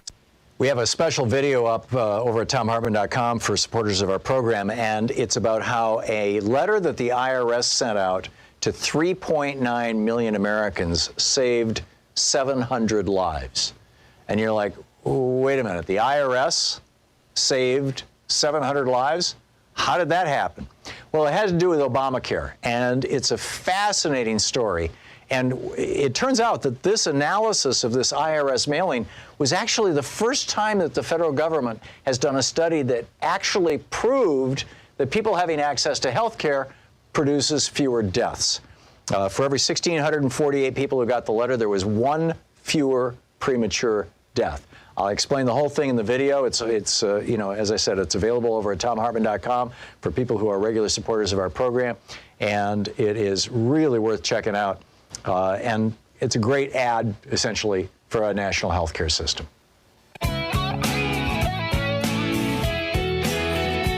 Congressman Ro Khanna, the vice chair of the Congressional Progressive Caucus, taking your calls for the hour. And Judy in Denver. Judy, you are on the air with Congressman Khanna. Thank you. Congressman Khanna, one of the PPP program allowed the Catholic Church to receive $1.3 billion and Christian churches to receive up to $3 million apiece.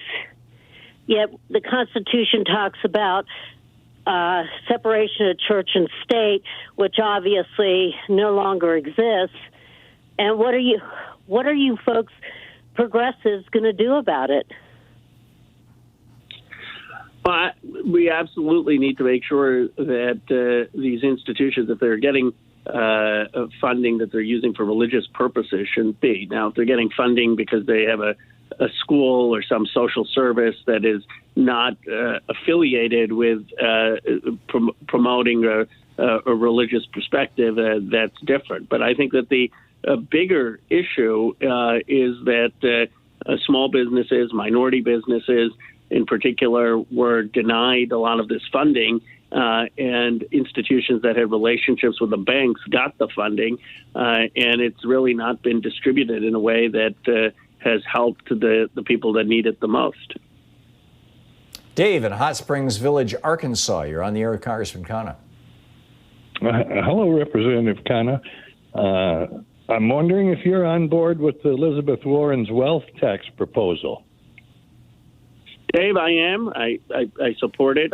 When you have a situation that the three wealthiest Americans have more than the 50% of the bottom in terms of Americans, and when you have a situation where the top 0.1% of Americans have more than the next 90% of Americans, something is off.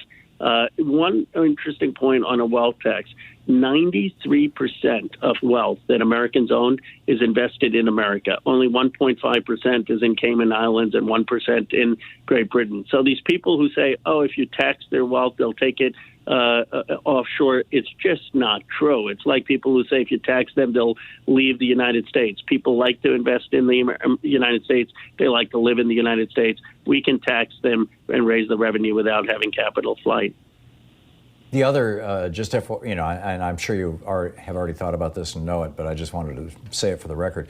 The other argument for that, I own my own home, as do about 60% of Americans. And every year I have to pay property tax on my largest individual single piece of wealth, which is my home. So homeowners pay a wealth tax. Why don't money bin owners pay a wealth tax on what's in their money bins? Wouldn't that be a great way to frame it? I completely agree. And in fact, there was a school of thought in economics who had said, let's tax land, basically, which is a lot of the wealth. And it's similar to the taxing of property. So some form of wealth tax, I think, is necessary, and it actually adds to the a velocity of money in the economy. One of the reasons that the Middle Ages didn't do well is that there was so much money that was just stored and wasn't being invested. It was just sitting there. So if you want a dynamic economy, you want that money circulating, not just staying in the hands of a few people. Right. Terry in Miami, you're on the air with Congressman Khanna. Yes. Okay. I just would like to say the GDP is Medicaid and Medicare is like 30% of the GDP. Oh, this is, excuse me, I'm sorry. This is the same, Joyce, please stop putting Terry on the board. Dana in Phoenix, Arizona, you're on with Congressman Khanna.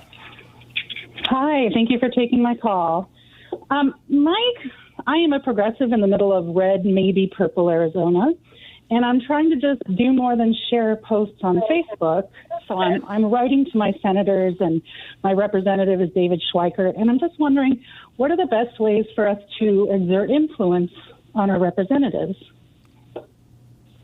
Yeah, that's a great question. I think social media is something that actually people are paying more attention to. So if you tweet that at them, if you comment on their pages on Facebook, certainly emailing them is something that matters. I think in candor, representatives pay more attention when it's not just one person, but when they're 20, 30, 40 people, and if it's not a form letter, but authentically looks like different people are speaking to them. Visiting representatives makes a difference. I know I always take it seriously when people make the effort to come and have a meeting. But, I'm always amazed at how much citizens underestimate their impact to shape a policy. If you really care about something and you're persistent, you can get the attention of your representative. We just have 15 seconds, I think. What's the best first step? The best first step would be to send an email and request a call or a meeting. Or ask a question on Hartmann. I've taken a number of questions from here and have turned it into legislation or told my staff to go look into it. There you go. Okay, thank you. Congressman Ro Khanna, Vice Chair of the Congressional Progressive Caucus, is with us taking your calls for the hour. We'll be right back in just a moment with more of Congressman Khanna taking your calls. His website, Khanna, KHANNA.house.gov. We'll be right back. You're listening to the Thom Hartmann Program. Call 202-808-9925. More with the Vice Chair of the Congressional Progressive Caucus. He represents the 17th District of California in just a moment. It's coming up on 28 minutes past the hour.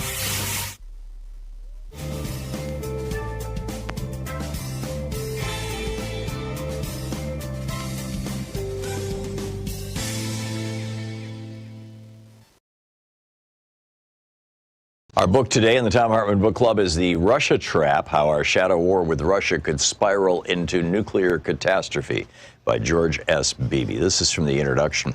This book is a pre-mortem, an examination of a failure that has not yet happened. It focuses on one of the most difficult problems that statesmen face, how to anticipate and avoid a war that no one wants and few believe is likely or even possible, but nonetheless arises because of a combustive mixture of clashing ambitions, new technologies, misplaced fears, entangled alliances and commitments, domestic political pressures, and mistaken assumptions about how adversaries might react. In other words, it's about diagnosing and diffusing a nascent World War I problem with Russia. What was then called the Great War produced what was arguably the greatest man-made catastrophe in human history. It ended a century of relatively peaceful balance of power among Europe's leading states. It destroyed the Ottoman Empire and laid the basis for a century of war and terrorism in the Middle East. It hastened the demise of the British Empire and led to Hitler's rise, the destruction of World War II, the tragedy of the Holocaust, and the development of nuclear weapons. It paved the way to Soviet communism and decades of Cold War that spanned the globe. It decimated a generation of Europeans and left in its wake a nihilistic philosophical legacy that has devastating consequences for societies across the Western world. And almost no one saw World War I coming. World War I resulted more from miscalculation and ineptitude than from design.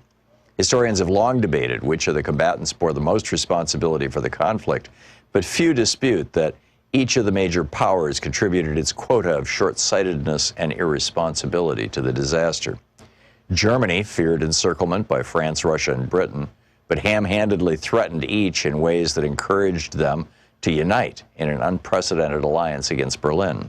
That alliance, in turn, cemented Germany's dependence on Austria-Hungary and ultimately made it a hostage to its southern neighbors' actions. Britain believed the alliance would contain Germany's growing military and economic might, not lock London into a set of rigid commitments that made diplomatic resolution of a localized conflict all but impossible. Austria-Hungary's fear that nationalism could tear its empire apart from within blinded it to the dangers that a limited war in the Balkans could quickly spin into a catastrophic European conflagration. Tsar Nicholas II assumed that a limited mobilization against Austria-Hungary would deter aggression against Russia's friend Serbia, only to learn that his general staff's war plans mandated a full mobilization against Austria-Hungary and Germany. The spread of railway technology in turn meant that any state that did not mobilize its army quickly in response faced the near certain prospect of a rapid military defeat. The result was a potent mix of volatile ingredients that fueled what Henry Kissinger called a political doomsday machine, susceptible to any number of political triggers. Few people in Washington today believe that our tense relations with Russia pose this type of challenge. Rather, the dominant paradigm for understanding and responding to the Russian threat is, quote, the World War II problem. American editorials and op-eds about Russia abound with disparaging references to Munich, where British Prime Minister Neville Chamberlain made his tragic bid to appease Hitler's territorial ambitions in 1938 and achieved his ill-fated peace in our time. During the 2016 U.S. presidential campaign, Democratic Party candidate Hillary Clinton explicitly warned that Moscow's claims that it must protect Russian minorities in the Ukraine echoed Nazi Germany's arguments that it had to protect German minorities in Poland and Czechoslovakia. Similarly, Senator Lindsey Graham and many other Republicans have likened Russian President Putin to Adolf Hitler, while newspaper columnists referred to him as Putler. Like Hitler, Putin is perceived as an authoritarian leader harboring deep resentments over lost territory and unfair treatment. Like Hitler, Putin is believed to regard calls for diplomatic compromise as signs of weakness that he can exploit. And like Hitler, Putin is thought to harbor expansionist designs that will be curbed only by pushing back now before he grows too strong. For those who see the Russian threat through this prism, the chief danger is the Kremlin's aggressive intentions, and the imperative is to deter aggression through strength. Wars often happen because those who start them think they can win. Disabusing an aggressor of that belief, therefore, is critical to preserving the peace. For intelligence analysts, this translates into a focus on studying Russian war plans and weapon systems while looking for signs of impending attack. U.S. and NATO military experts analyzing Russia's preparations for its large West military exercise in 2017, for example, issued warnings that the event could be a Russian Trojan horse, masking preparations for occupying Belarus or invading one of the Baltic states. British intelligence officials caution that Russian cyber operators have acquired the ability to shut down power plants, hijack air traffic control, and even turn off air conditioning systems. U.S. intelligence community leaders sound alarms about Moscow's desire to undermine Western democracy and destroy the post-World War II international order. Hollywood actor Morgan Freeman, sponsored by a committee that includes former Director of National Intelligence James Clapper, solemnly warns America in a viral social media video that we are at war already with Russia and must fight back or suffer defeat. Not everyone views Russia as offensive-minded, however. A smaller and less popular school of thought sees Russia under Putin as a weak and declining power. The book, The Russia Trap.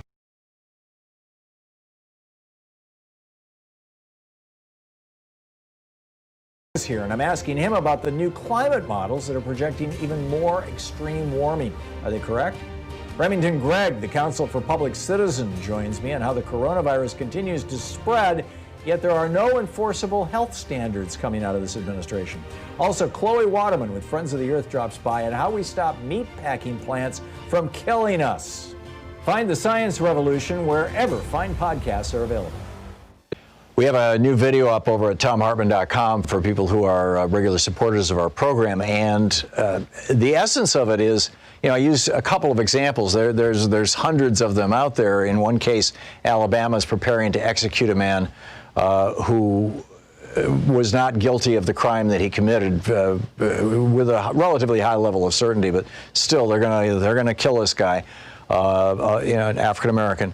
And the other story out of New York State where the police officers hogtied this guy, arms, elbows behind him, tied his legs together, and then threw him down a flight of stairs, mangled his face. He looked he was totally beaten. 12 hours later, he commits suicide in his cell. How is it possible that our prisons do this kind of stuff? Because the 13th Amendment says that slavery is still legal in the United States. You have no rights if you've been convicted of a crime. We need to amend the Constitution. Check it out at thomhartmann.com.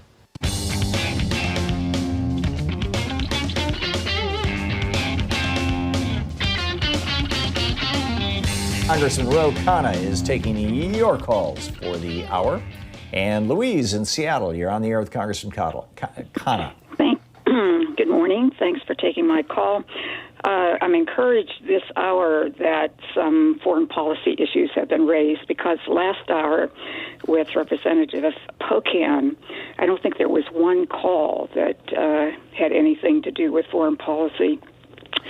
But I know that domestic policy is on everybody's mind. So I'm encouraged, Representative Khanna, that when you hearing you support the 10% cut in the defense budget, for one thing, and also that you addressed the role of Congress in declaring war and trying possibly to repeal the 2001 and 2002 AUMFs. That's been on our agenda for a long time, and unfortunately it hasn't happened yet. The one issue that you haven't addressed that I'm concerned about is money for nuclear weapons. And not only renewing nuclear weapons, but even possibly testing nuclear weapons. So I wonder if you might address that. Please, I appreciate you raising the question. I had an amendment in the Armed Services Committee that I worked with Bill Perry on to stop the modernization funding for ICBMs. ICBMs are the biggest threat for accidental nuclear war, because even when you have a nuclear weapons on a submarine or on a bomber, if there was a green light to use them, you can call it back. Obviously, you cannot call back an ICBM. And the people who have studied this, like Perry, have said that we want to increase the decision time for a president and the ability to call something back to avoid accidental war.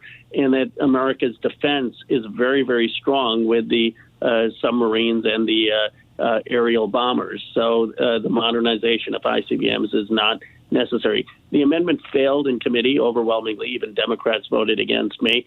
We did get Adam Smith, who's the chair, voting with us, which was a start. And I'm going to be writing an op-ed with Perry to make this case.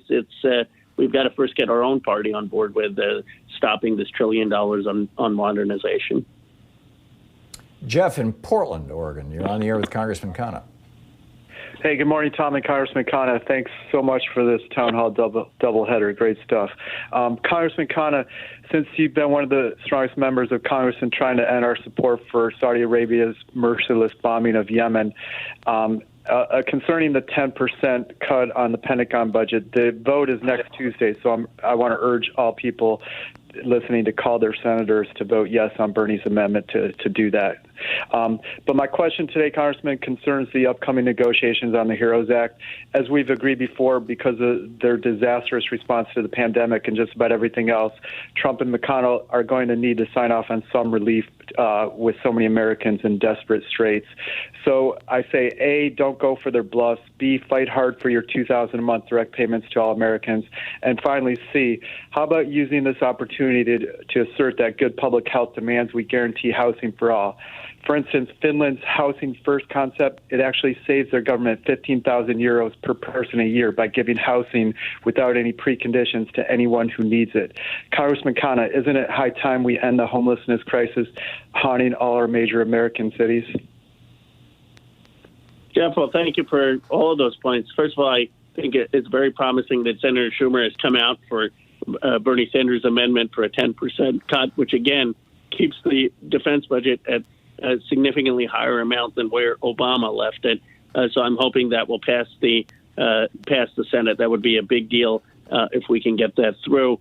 I agree with you that we need to be pushing for $2,000 a month in the HEROES Act. We need to be pushing for greater funding for states and localities, and we need to be pushing for housing funding. Maxine Waters has a $13 billion bill that would do what you're saying, a lot of it, to provide affordable housing in areas to tackle homelessness, and I think we ought to be pushing for these priorities. Let's see here. Kevin in Venice Beach, California. You're on the air with Congressman Khanna. Hey, Tom, Congressman Khanna. Real quick, you kind of already answered my question, but Nancy Pelosi said there'd be a second stimulus bill after she shut a reporter up, but we haven't seen it.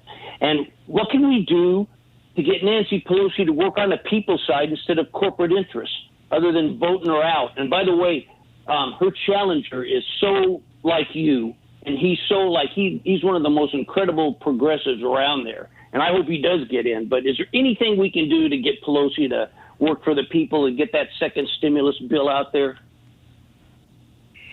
Well, Kevin, I do think we have to look at the circumstances of what she's up against, which is that she's up against McConnell and Trump.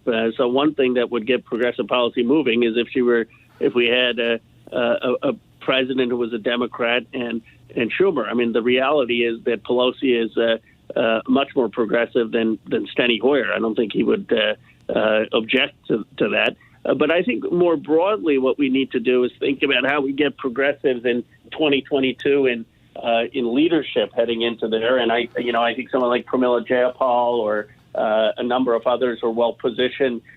We need to have them at the negotiating table so that our progressive priorities are there. And that they're not bargained away. Gigi in Joliet, Illinois. You are on the air with Congressman Khanna. Hi, good afternoon, gentlemen. Thank you both for everything that you do. My question is, and there's probably a wonderful answer, why do we not go after the folks that all of a sudden become investigated for ethics, such as Donald Trump's sister, who was a judge, and when the Times piece came out, she all of a sudden said, oops, I've got to go, and walks away into the night. We never see or hear of anything that she may have been doing while she was a judge. Why can't we go after the people who sat in that position and committed crimes or ethics? Why can't we go after them, even after they've stepped away? It's a great question, and I think it requires a structural change that Elizabeth Warren has actually proposed. Part of the challenge right now is either you have the Justice Department, where it's understandably a high bar before you put someone in jail because a criminal charge should be a high burden of proof, or if you have an ethics investigation on corruption, it's basically members of Congress and Congress that has to do the oversight, and people don't go to Congress. I mean, I'm not a trained investigator. That's not my skill set. I went to Congress to make laws. So what Warren has said is, like most other countries, we need an independent investigative body that has jurisdiction over ethical transgressions by the executive branch. You could expand that to include the judicial and congressional branch. And that body should be an anti-corruption unit that then can either recommend very serious cases to the Justice Department for criminal prosecution or can levy sanctions short of criminal prosecution. And we need to create such an anti-corruption unit in our country. Gregory in Ventura, you're on the air with Congressman Khanna. We have a minute to the break. Oh, great. Hi, gentlemen. Thank you both for your stellar work. Terry, I think, brought up my point. That 12th Amendment, Tom, you always talk about. It's scary to me, and if that were to be invoked, I mean, after Y2K in 2016, the undulations in our country, I don't know, we might just snap. So my question is, shouldn't it be stricken? Why is it still there? And I know it's tough. It's been a long time in college. How do you get an amendment out? You know, I mean, why is it still there, I guess? And what's your take on that 12th Amendment? Okay, Tom, can you provide me some more context in what case you think the 12th Amendment would be invoked? Yeah, if the Constitution requires the Electoral College to have 50% plus one, you have to have a majority of the Electoral College certified by the states. So if you had a couple of states who refused to certify their Electoral College votes, which is what happened in 1876, the vote gets thrown to the House. To the House, That's the 12th Amendment. Oh, okay, that's the scenario. Yeah, no, I mean, that's a very concerning scenario. In the House, we'd lose currently. Right, because each state has one vote. Yeah, and if Wisconsin and Florida refuse to certify that have Republican legislators, it would require a constitutional amendment. But more immediately, what we need to do is win by more than 3-4% in those states so that they can't call, they don't have a good faith argument. But in 1876, they were pretty big margins. for audio and video archives. Amen. We'll be back with more of your calls for Congressman Khanna in just a moment. Stick around.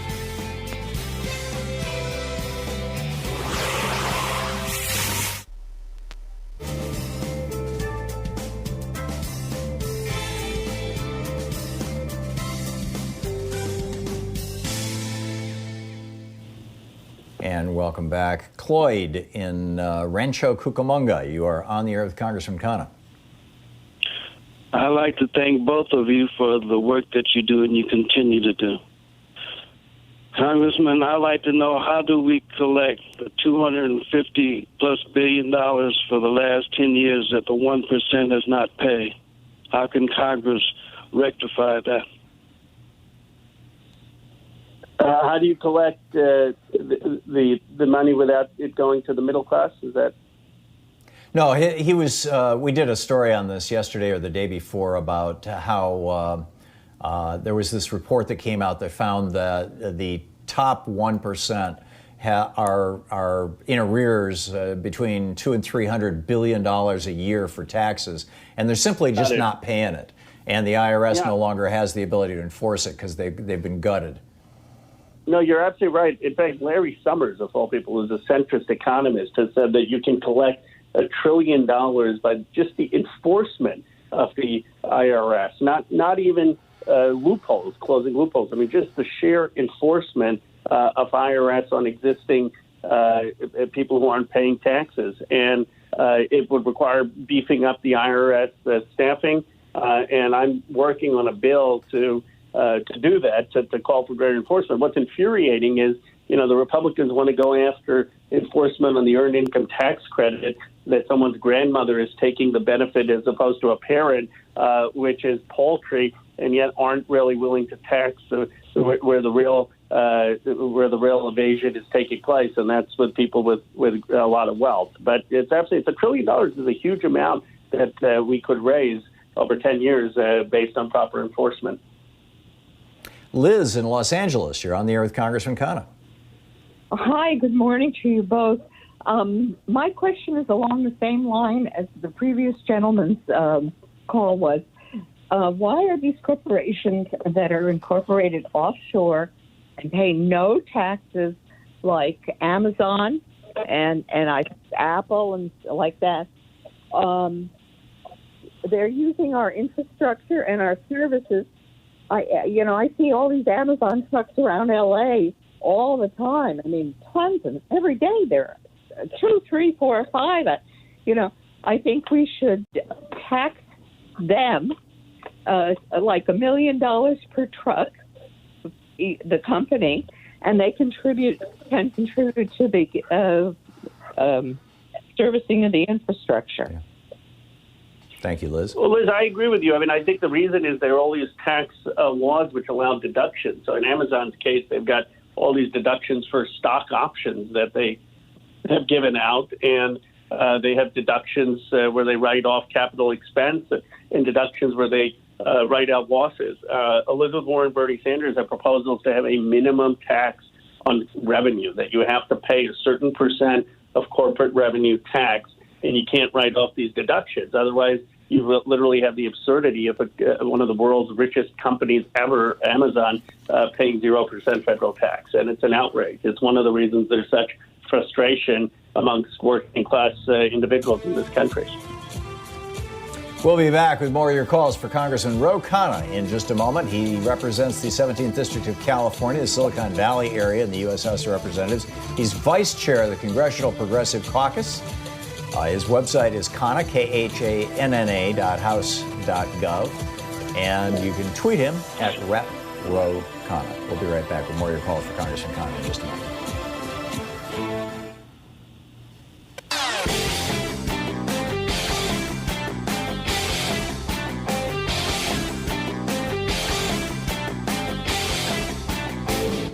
Hey, we're putting together a series of American history books. It started with the hidden history of guns and the Second Amendment. Then we had the hidden history of the Supreme Court, the betrayal of America. Then the hidden history of the Republican war on voting. Coming out soon is the hidden history of monopolies, how big business destroyed the American dream. And then next spring, it's going to be the hidden history of oligarchy and tyranny. So it turns out back in November, the spy agencies in the United States were notifying the Trump administration that something's going on in China. Looks like another SARS outbreak. Maybe we should get ready for this. It was ignored. I've got a new video up over at thomhartmann.com for the supporters of our program that basically goes through the whole timeline, all the way from, actually going back to 2018 when Trump disbanded 3 different anti-pandemic agencies in the Department of Homeland Security, the National Security Council, and the executive branch. Just closed them down, fired the people. That was the end of that. How he ignored the intelligence in November, he ignored the intelligence in December, he ignored the epidemic now coming into the United States in January, he ignored it in February, just going the blow-by-blow timeline. And I think it's really worth having it all in one place, a good recap, a good summary of this that you can refer to and you can share with your friends. It's all over at thomhartmann.com. You can check it out.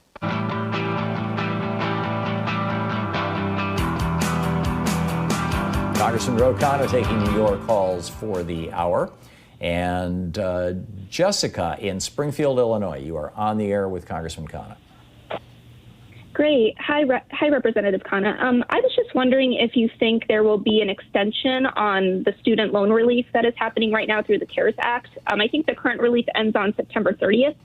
And then I was also wondering if Biden becomes president, can he possibly cancel student loan debt or a portion of it through executive order, or is that something that needs to go through Congress? I think that's a very good question. As someone who had student loans at one point and had to take a year of forbearance, I totally sympathize. I mean, I've ended up doing well and don't have that worry now, but it's crushing, and particularly for young graduates who may not have a job now and who are having trouble paying the rent.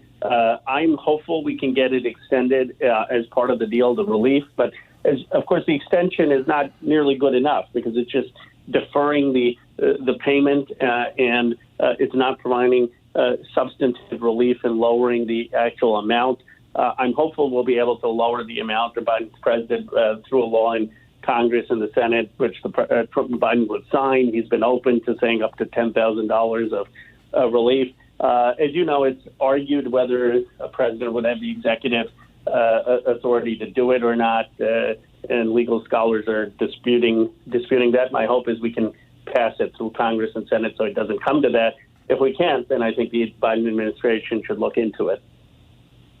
Tice in St. Petersburg, Florida. You're on the air with Congressman Khanna. Hi, thank you both for taking my call. I'm a retired military officer, and IGs were crucial in what we do in the military. But I was wondering, why aren't IGs civil servants so they can't be fired?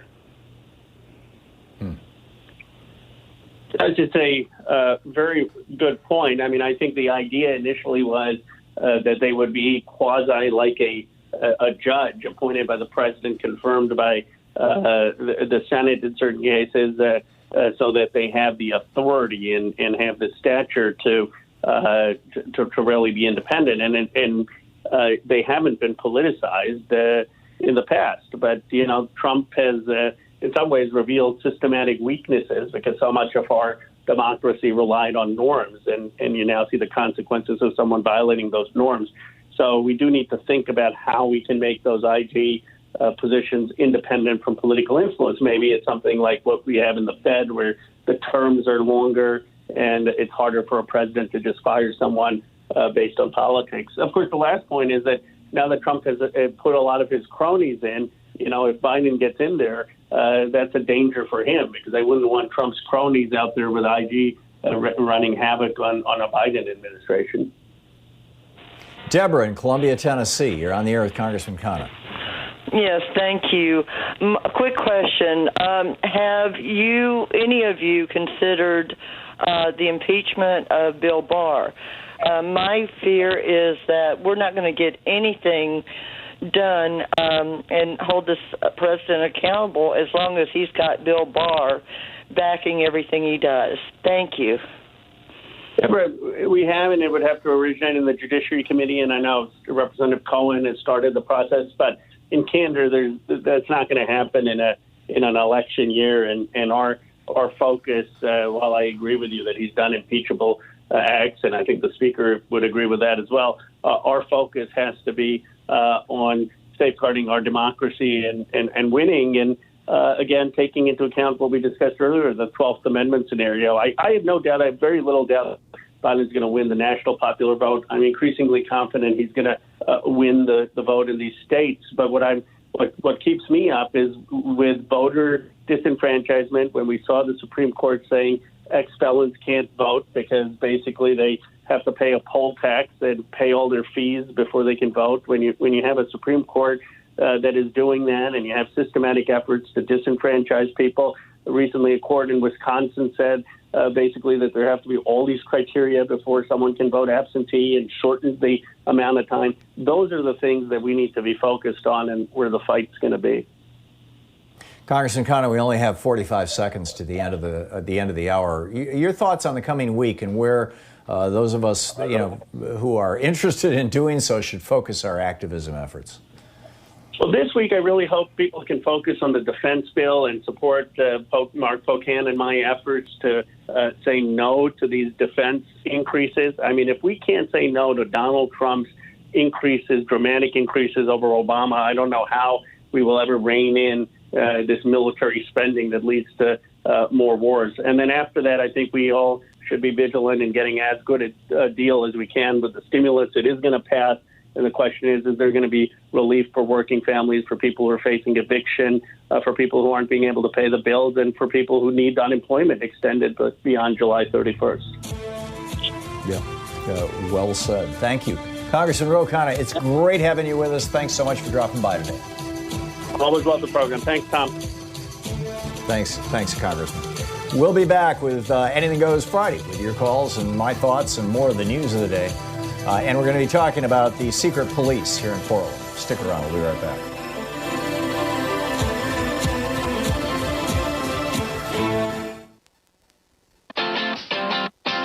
You're listening to Thom Hartmann.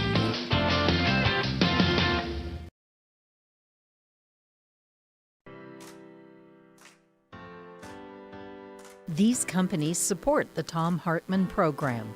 They are Raycon Earbuds. Stay at home with better sound. More info at raycon.com/Tom. Omega XL, which according to clinical research helps joints. More info at omegaxl.com/Tom. CB Distillery, CBD for sleeping. More info at cbdistillery.com, code Tom. The Clean Phone Pro, phone sanitizer and charger. More info at thenewdealshop.com.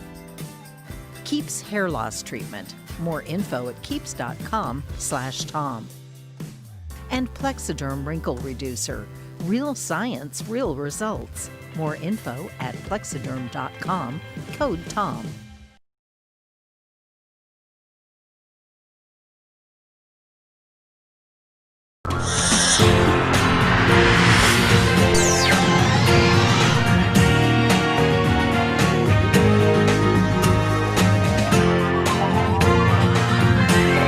We say fight back!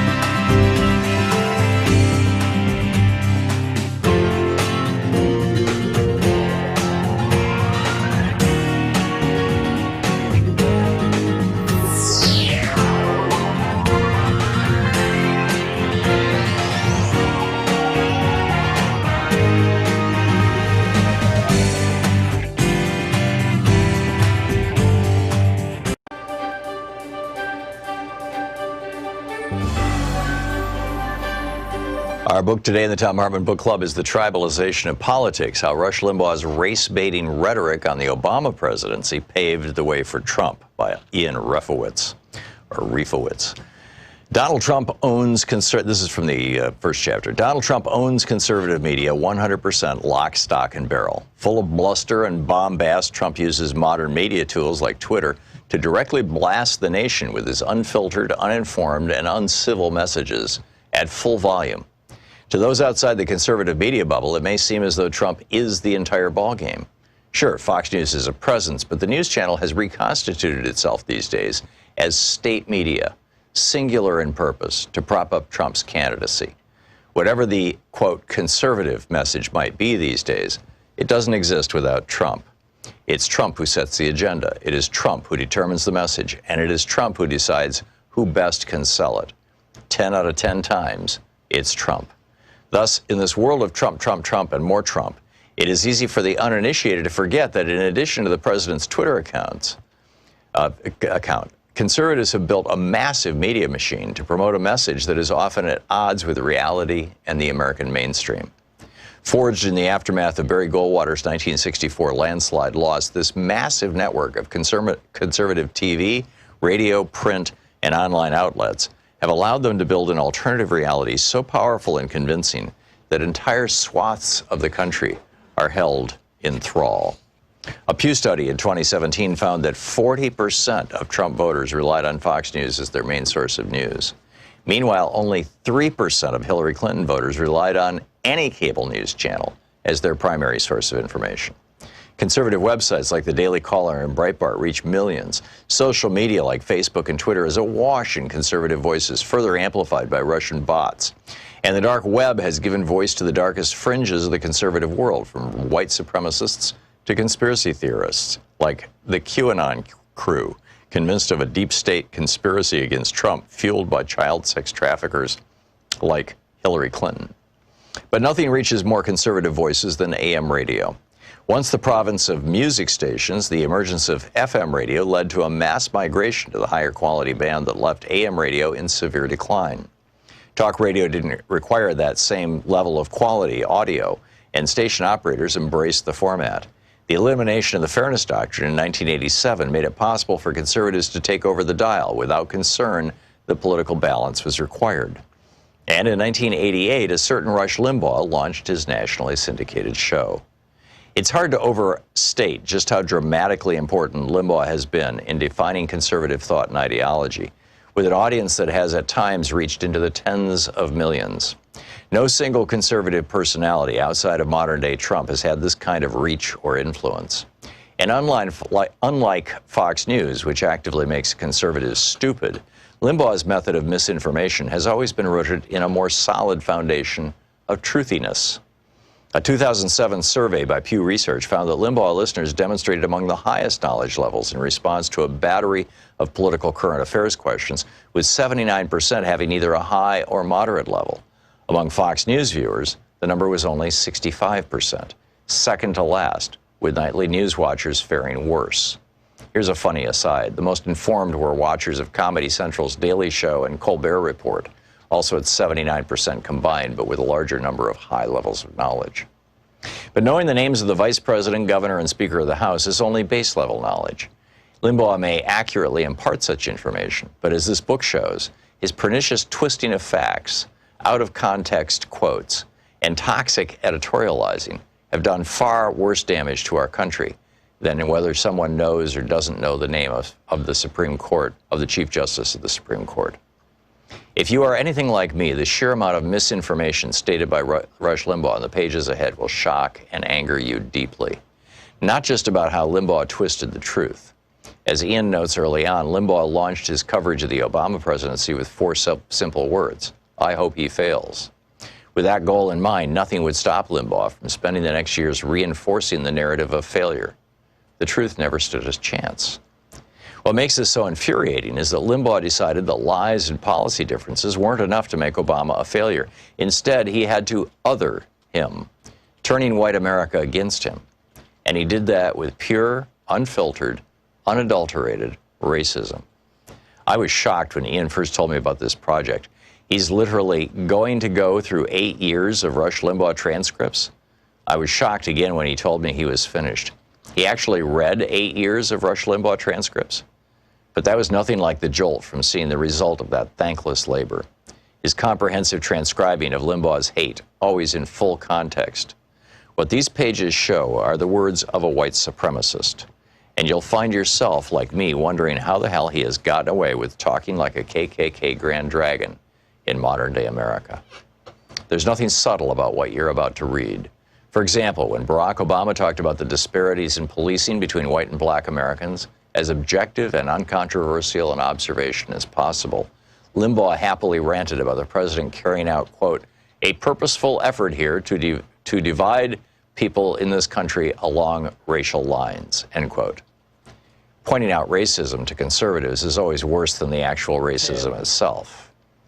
The book, The Tribalization of Politics by Ian Refowitz.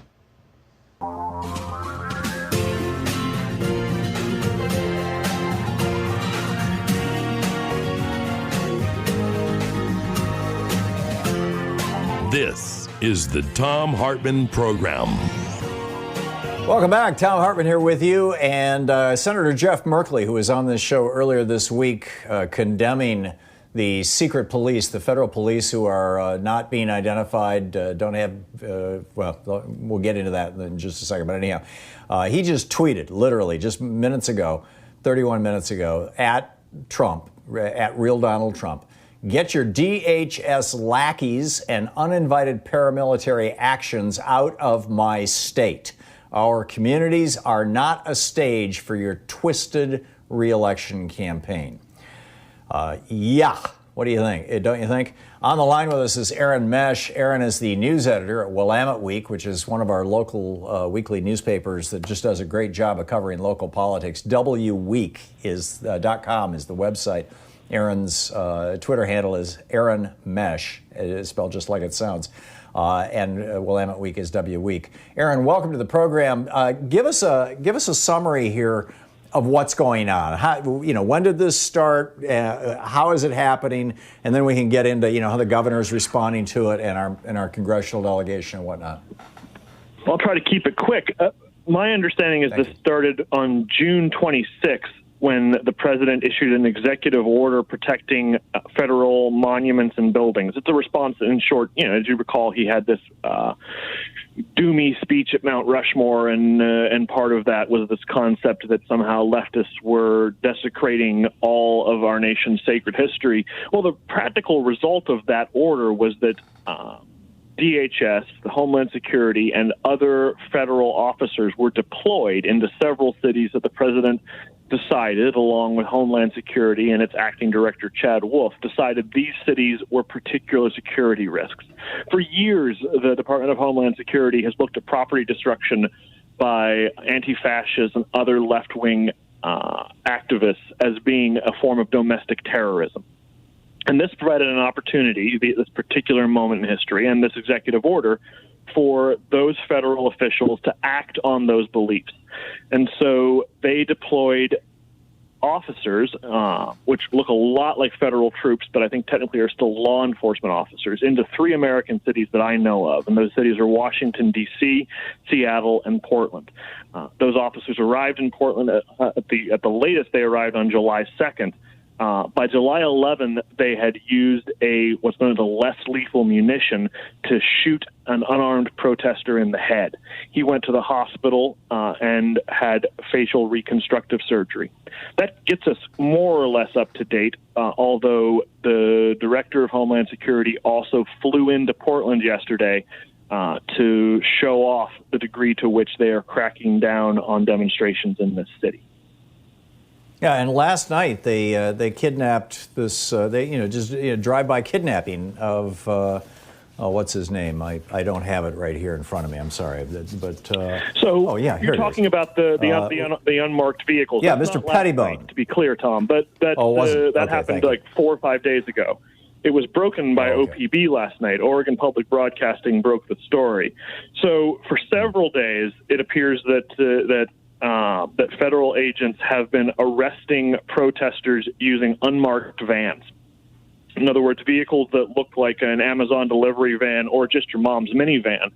They've been driving around downtown Portland, not just arresting people who are engaged in crimes, but arresting anyone who's dressed up like a protester, which means wearing what's known as a black bloc outfit, or that's dressed head to toe in black. Looks a little bit like a 1940s movie Ninja. If you're dressed like that, they will arrest you on sight.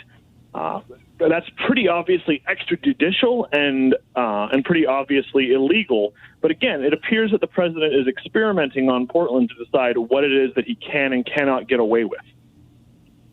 Yeah, this is coming to Detroit and Chicago and Minneapolis and Miami, and if he goes federal with this, where his private police force are now the supreme police of the land, you have just created the SS. It does look a lot like fascism, Tom. Yeah, I can't argue with that. Yeah. So we're talking with Aaron Mesh, the news editor at Willamette Week, WWeek.com. Aaron, I don't know if you interviewed or somebody for the paper interviewed Governor Kate Brown, the governor of our state, and we've talked with both Senators Wyden and both of our senators right here on this program, and Merkley, excuse me. And what does the governor have to say about this? The governor says that this is a election year ploy or a stunt by the president, and I don't think that she's wrong about that, by the way. She points to the fact that as the president has issued this executive order and deployed these officers into Portland and a couple of other cities, that he is essentially trying to leverage the left-wing activists of Portland and a crackdown on them into gaining law and order cred, or looking like a tough guy to undecided voters. As you know, he's down by 9 to 11 points in the polls to Joe Biden. And one of the few things he's identified as a potentially winning issue for him is the idea that there are these extremist, violent cities that are run by liberals, and that if he can show that he's bringing law and order to those cities, it might boost him with A, his base, and B, with undecided voters. So the governor issued a statement yesterday saying that the president is trying to win votes in Iowa and Ohio by invading Oregon.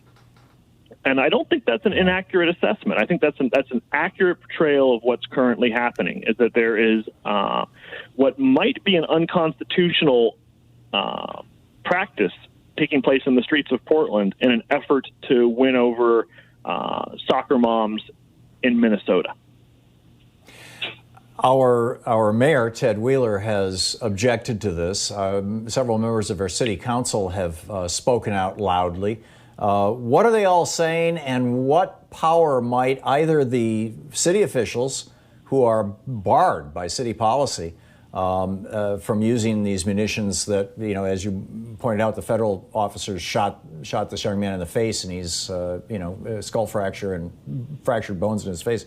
What authority does the state or the local government have to do anything about this? I mean, I don't think they have much other than moral leverage, right? Like the president has not yet pulled in the 1807. Is it the Insurgency Act? What is the Insurrection? I think it's the Insurrection Act. Yeah, I think he's on the verge of. I think he's on the verge of doing so. He does in fact have the right to send in federal troops. So in 1992, those troops were sent into Los Angeles after the Rodney King riots. It is possible for the federal government to send in troops into areas that are experiencing civil unrest. It's frankly pretty arguable, and I think this is really important. It's very debatable whether Portland's experiencing any significant civil unrest. Much of the property destruction is taking place inside about 4 square blocks of downtown. This is not a city that is burning. It is in which neighborhoods are being terrorized. It's a peaceful, normal American city in which a small group of activists are expressing their free speech and sometimes smashing things, or more often spraying some graffiti. To take that spraying of graffiti and claim that it requires the deployment of federal police to pacify is a very hard argument to make. So he does have that authority. The main thing that Governor Brown and the Portland mayor can do is continue to remind people that he's responding with an AK-47 to an anthill. Yeah, it's just disproportionate, very disproportionate. Aaron Mesh, the news editor at Willamette Week. If you want to know what's going on in this area, check out wweek.com. Thank you, Aaron. My pleasure. My pleasure, too. And you can tweet Aaron at Aaron Mesh. This is the Thom Hartmann Program. We'll be right back with more of the news of the day and your calls right after this. It's Anything Goes Friday.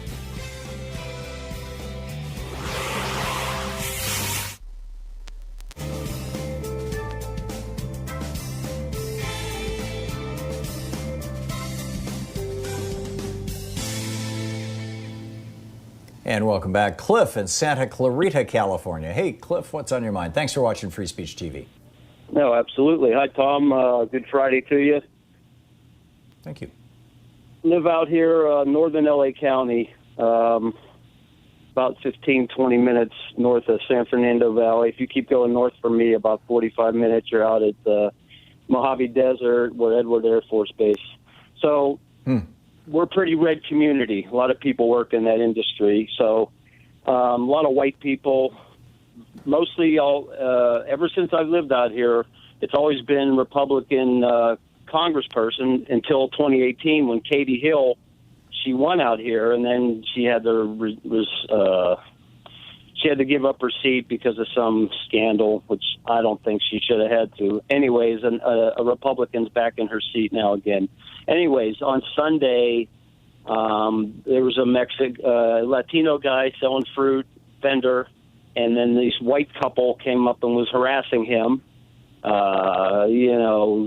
Don't belong here, go back where you came from, blah, blah, blah. I guess it blew up on social media because on Monday, my son sent me the clip on video, and he said, hey, you stop by tomorrow and buy some fruit from the guy. I said, no problem, I surely will. I rolled by, Tom. There was at least 100 people in line for this guy's little cart. It was probably 90, 95 degrees out, waiting in line for at least 45 minutes or an hour just to support this guy. And this line was all white people. All white people. That video went on. Yeah, it was beautiful. I mean, it really made me restore my faith in humanity, especially in the red district that I live in. So this whole national movement with the Floyd thing and the racist vibe that this country's had for so long, it's turning, man. I've never seen something like this out here. I've been out here for 28 years.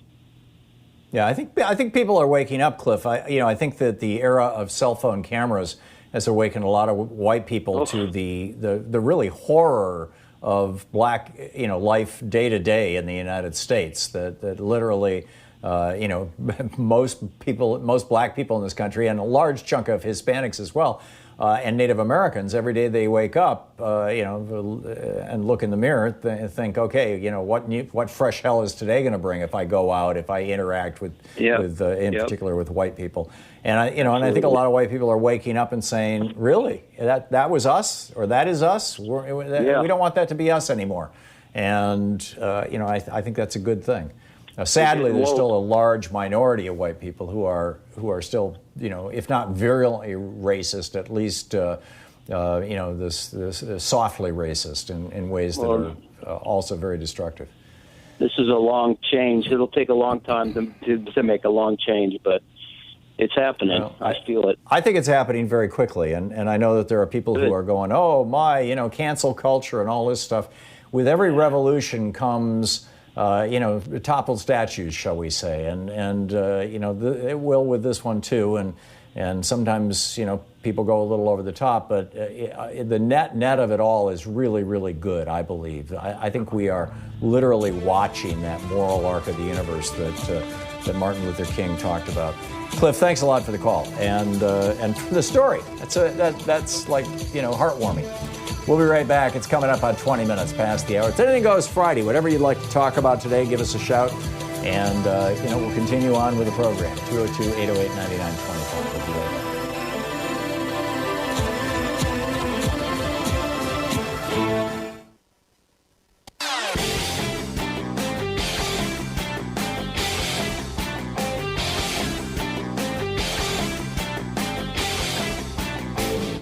Our 1 hour free podcast recaps our show, and it's available wherever fine podcasts are found. And we have the full 3 hour podcast available over at thomhartmann.com if you want to really support our program. We have a new video over at thomhartmann.com for the people who support our program, and it's an interesting one. The phrase, pull yourself up by your bootstraps, has a really interesting history, and the exploitation of that phrase and that history by right-wingers in 20th century America, or late 20th century America, now 21st century America, also has a fascinating and rather grim history. Just the general absurdity of the idea that somebody can lift themselves off the ground by reaching down and pulling on a strap on their boots. Just think about it for a second. But it's used. This is used as justification by right-wingers, particularly over the last 40 years since the Reagan Revolution, to say, poor people, their poverty is their own fault. Check it out. It's over at thomhartmann.com.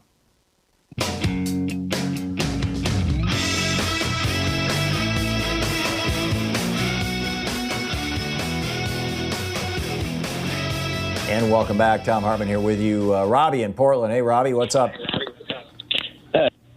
I just wanted to bring up the Portland protests. I'm glad that you had the Aaron Mesh on there. That was good. I wanted to bring in a little perspective of what I've been seeing. The federal marshals started coming out on July 4th-ish. It was when I saw them. They started doing these abductions, and it's a form of intimidation, ultimately, is what they're doing. They abduct you, they photograph you, they fingerprint you, and then they let you go by way of saying, we now know who you are, that kind of thing? Is that what you're talking about? Or just the fact that other people see people getting abducted? Were you down there? Did you see it, Robbie? I got photographed last night, but I wasn't detained. I was right when I would left, basically. I got into my vehicle, and this unmarked SUV pulled up right next to us. And at first, I knew it was some type of a government vehicle, and I was pretty scared at first. I thought they were going to pop out of the car, their SUV, but then the driver I saw him had a camera, and he took a couple pictures of me and my friend in the car. But that's been reported to have happened when people have been leaving these gatherings. And so that's a form that they'll use because, now it's like, okay, they clearly took a picture of me and in the vehicle that I was, leaving in last night or this morning. And, so we didn't get detained, but ultimately there has been people that they were walking down the street, and then, the van scoops them up, and then they were jaywalking is why they got, detained and interrogated and stuff. And then what happens is that they're asked questions. I believe I think they've been trying to go through people's phones, look up messages and stuff. But they basically, and the police are kind of following. So basically now the Portland police are kind of following what this federal entity is now doing. And so they've kind of switched gears, and they're kind of doing it. They're doing this in a way to create fear amongst us, because now we don't want to be, now we're leaving, and they're taking pictures of us leaving, and they're doing it ultimately to create this fear network to try to turn us down. But now is more time than ever to, if everybody steps up and, is willing to get pictured by us, it's a little bit safer for all of us. But right now, yeah, they are definitely cracking down on Portland in this way right now. Is it your sense that Portland protesters are cowed by this, or are feeling like, we'll be back tomorrow? Oh, we're totally going to be back. I'm going to be back tonight. But that's what I meant, yeah. What's changed a bit so far is it seems like the federal police are staying downtown. There's been different groups. Last night there was 3 different actions. One that started in the north, one that was in the northeast, and then the downtown action, which is at the Justice Center. Basically, the 2 on the northeast side, they ended up on Burnside, which is at a police precinct, which didn't have federal police to my knowledge, but that was where I got photographed at. So I don't really know who was in that. And actually, I have a list of the vehicles. Are there's a gold SUV with California license plates. There's a black Chrysler with Washington license plates, a silver SUV with California license plates, and then 2 unmarked black-white USVs, and a red one that I saw last night. So these are they're creating it different. They're approaching this differently than how they had University been Book before. Club today. We're reading from. I think it's just to kind of create this fear network to try to turn down the numbers, but hopefully we'll keep it strong. Yeah, makes sense. Yeah. Thank you, Robbie. Good to hear from you, and keep us up to date. Jim in Willow Springs, Missouri. Hey, Jim, what's up? I've been listening to the program, and Aaron Mesh is talking about what's happening in Portland, and I'd like people to know that the Declaration of Independence has all these behaviors of George III that the revolutionaries were complaining about, and they should look at that, read it, and look at what Trump is doing. And the comparison between Trump's behavior and George III is really incredible. And some of this is online, so people can find out. Yeah, if there was ever a time to read the Declaration of Independence, it's right now. But the simple reality is that we created this country out of fighting back against that kind of oppression, and or they created this country fighting back against that, and we are either going to hold to those values, or at least the expression of those values, or we're going to go down this fascist road. I mean, I'm very concerned. People need to know their rights when they're out protesting, and let everybody else know how terrible it is that what's going on, and get out in the streets. More people that get out there and adhere to their rights, the better off we are. Thanks for all you do. There you go. Thank you, Jim. Yes, peacefully protesting. The right of the people peaceably to assemble and petition their government for redress of grievance. I'm pretty sure that's word for word from the First Amendment. We'll be back. It's coming up on 28 minutes past the hour here on the Thom Hartmann Program, your media support group for We the People. You're listening to the Thom Hartmann Program. Call 202-808-9925. Anything Goes Friday, back with your topics right after this.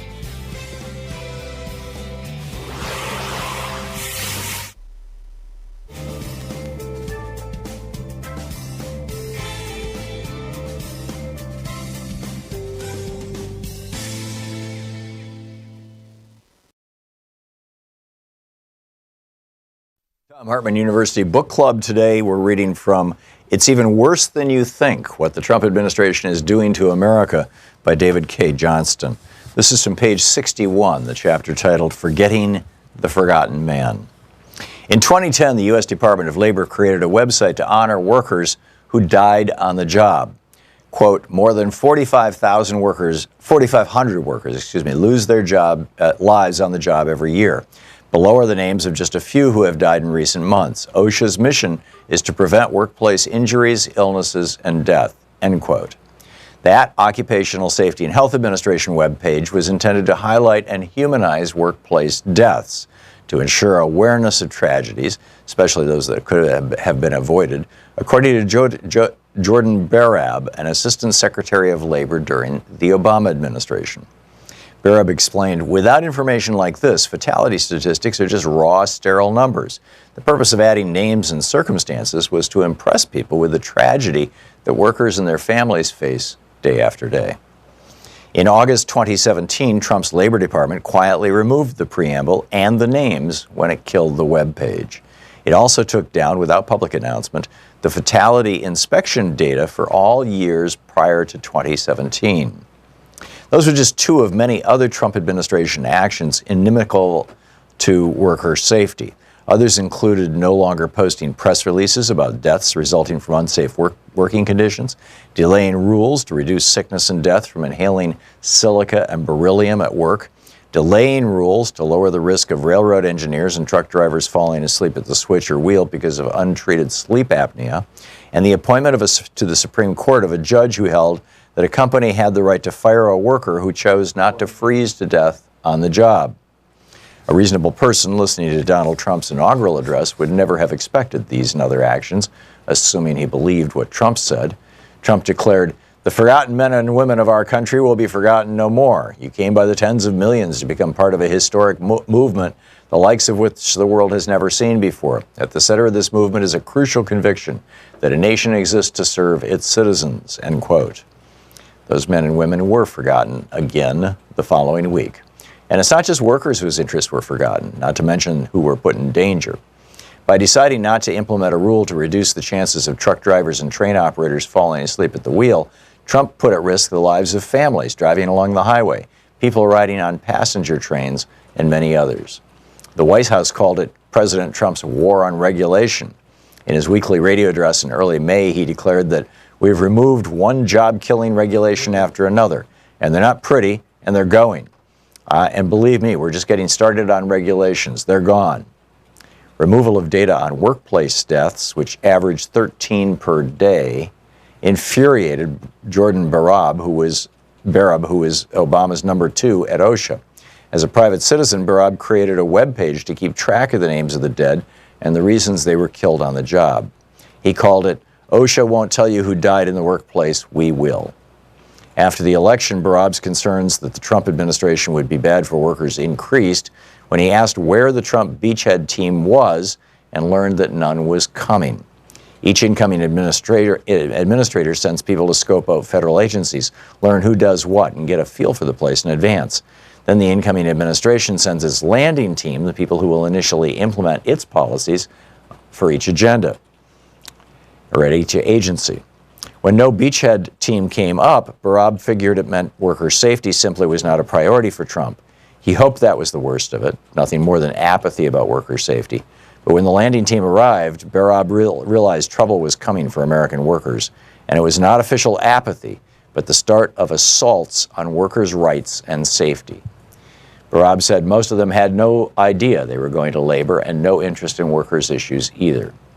What they did have was a mandate to delay, repeal, or weaken regulations that protected workers, as part of Trump's plan to eliminate, quote, any regulation that is outdated, unnecessary, bad for workers, or contrary to the national interest, end quote. The first sign came when Trump nominated Judge Neil Gorsuch to the Supreme Court. Gorsuch was an acolyte of Antonin Scalia, whose seat he would be taking. Like Scalia, he said statutes should be literally read, and if that made no sense, well, that was a problem for Congress.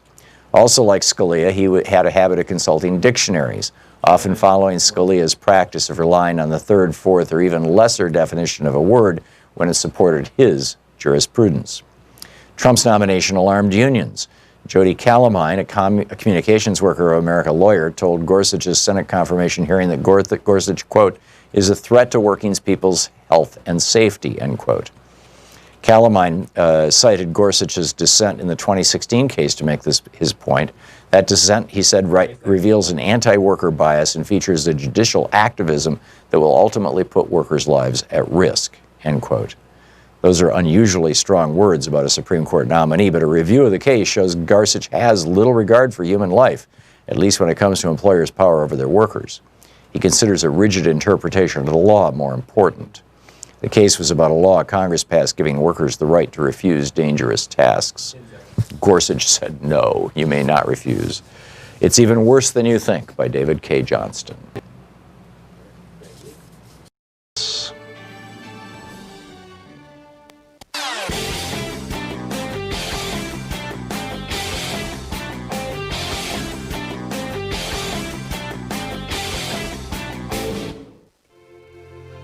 On the science revolution this week, can Americans stop the Republican Party and their billionaire buddies before another 100,000 Americans die from COVID-19?